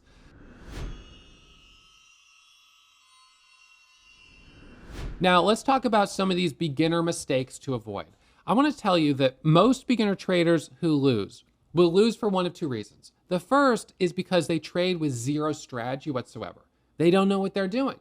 So they jump into the market with real money, shooting from the hip, buying a little of this, buying a little of that, chasing stocks that are talked about on, Mad Money, Kramer, CNBC, whatever, and following stocks on Twitter or Reddit, and they lose money. It's no surprise. And then what happens is after the big loss, emotional response, desperation, fuels the downward spiral, and they're gone. They're out of the market. Now, there's a second group of traders. Well, and first of all, you're not going to be in that first group of traders. You shouldn't be, because now you know the outline of the strategy that I'm trading every single day, and you've downloaded these PDFs, you've got resources, so you should be smarter than those traders out there that are just throwing money on this and that, all right? So the second group of traders who fail, they've been given the strategy, but they lack the discipline to follow the strategy. And this is where I said the ball's in your court. I'm going to give you my strategy, and you'll have the full strategy if you become a Warrior Pro member over at Warrior Trading. So the ball's going to be in your court. Can you have the discipline to follow the rules of this strategy? I'm going to share with you some tips to improve discipline. Number one, keep share size well within the loss comfort levels to keep your emotions in check. Follow the strict loss guidelines outlined in the trading plan. Consider activities that require discipline, such as meditation or exercise. Journal and track your metrics. This helps gain perspective. Take notes on potential triggers that cause you to become emotional. Develop a list of triggers to be on the lookout for and to stop trading the moment they occur. And don't spend your time comparing yourself to others. Keep your head down, keep grinding, keep learning, and keep trying to gain experience. So now, we've got a final quiz that's coming up. If you have not already downloaded the small account strategy worksheet and my small account trading plan PDFs, make sure you guys download those. The links pinned to the top of the comments and in the description. And now let's see what kind of progress you've made. Should I buy here? What's the answer? Yes or no? You know the answer. It's no. The MACD is open, but the high volume selling is a red flag. And if one of those two say no, the answer is no. We don't buy that position. More selling volume indicates weakness. What about this one? It's the same. The answer's no. High volume selling. We can't buy that. What about this one? Answer's no. High volume selling. We can't buy that. As soon as we see those high volume bars, we know it's a no-go. What about this? Well, we've got a high volume red candle right there, and the MACD is negative. One of them is saying no. Definitely they're both saying no. This is a no. We don't take this trade. Good. Next one. Same issue. MACD is positive. Volume profile, it's negative. You've got too much selling. We can't take that trade. That's a no-go. Now, what about this? MACD is open. Volume profile is not bad. You've got a couple topping tails. Maybe I take this trade with slightly smaller position size just to be careful, because we do have a couple of topping tails here and a little higher volume on this candle, but still pretty good. Maybe small position. It works. Not fantastic, but it works. It wasn't a hard no. I will say that generally as a beginner, if it's not a hard yes, then it's a no. What about this one? Now that's a hard yes. This looks awesome. This is a really great pattern. Open MACD, strong volume profile. That's a hard yes. From $5 to $7 a share in 2 candles. We love that. CADL, what about this one? Well, this is a yes. The MACD is open. It's coming down a little bit, but the volume profile is good and the stock is up a lot. This is a stock that has the potential to keep going because of how much it's already moved. Especially if it's the number one leading gainer, people are going to be watching it. It's obvious. This one went from $10 to $14 a share. What about this one? MACD's open, volume profile looks good. We should take that trade. What about this one? MACD is negative. The volume profile is not a problem, but the MACD is negative. This is no good. We can't take that trade.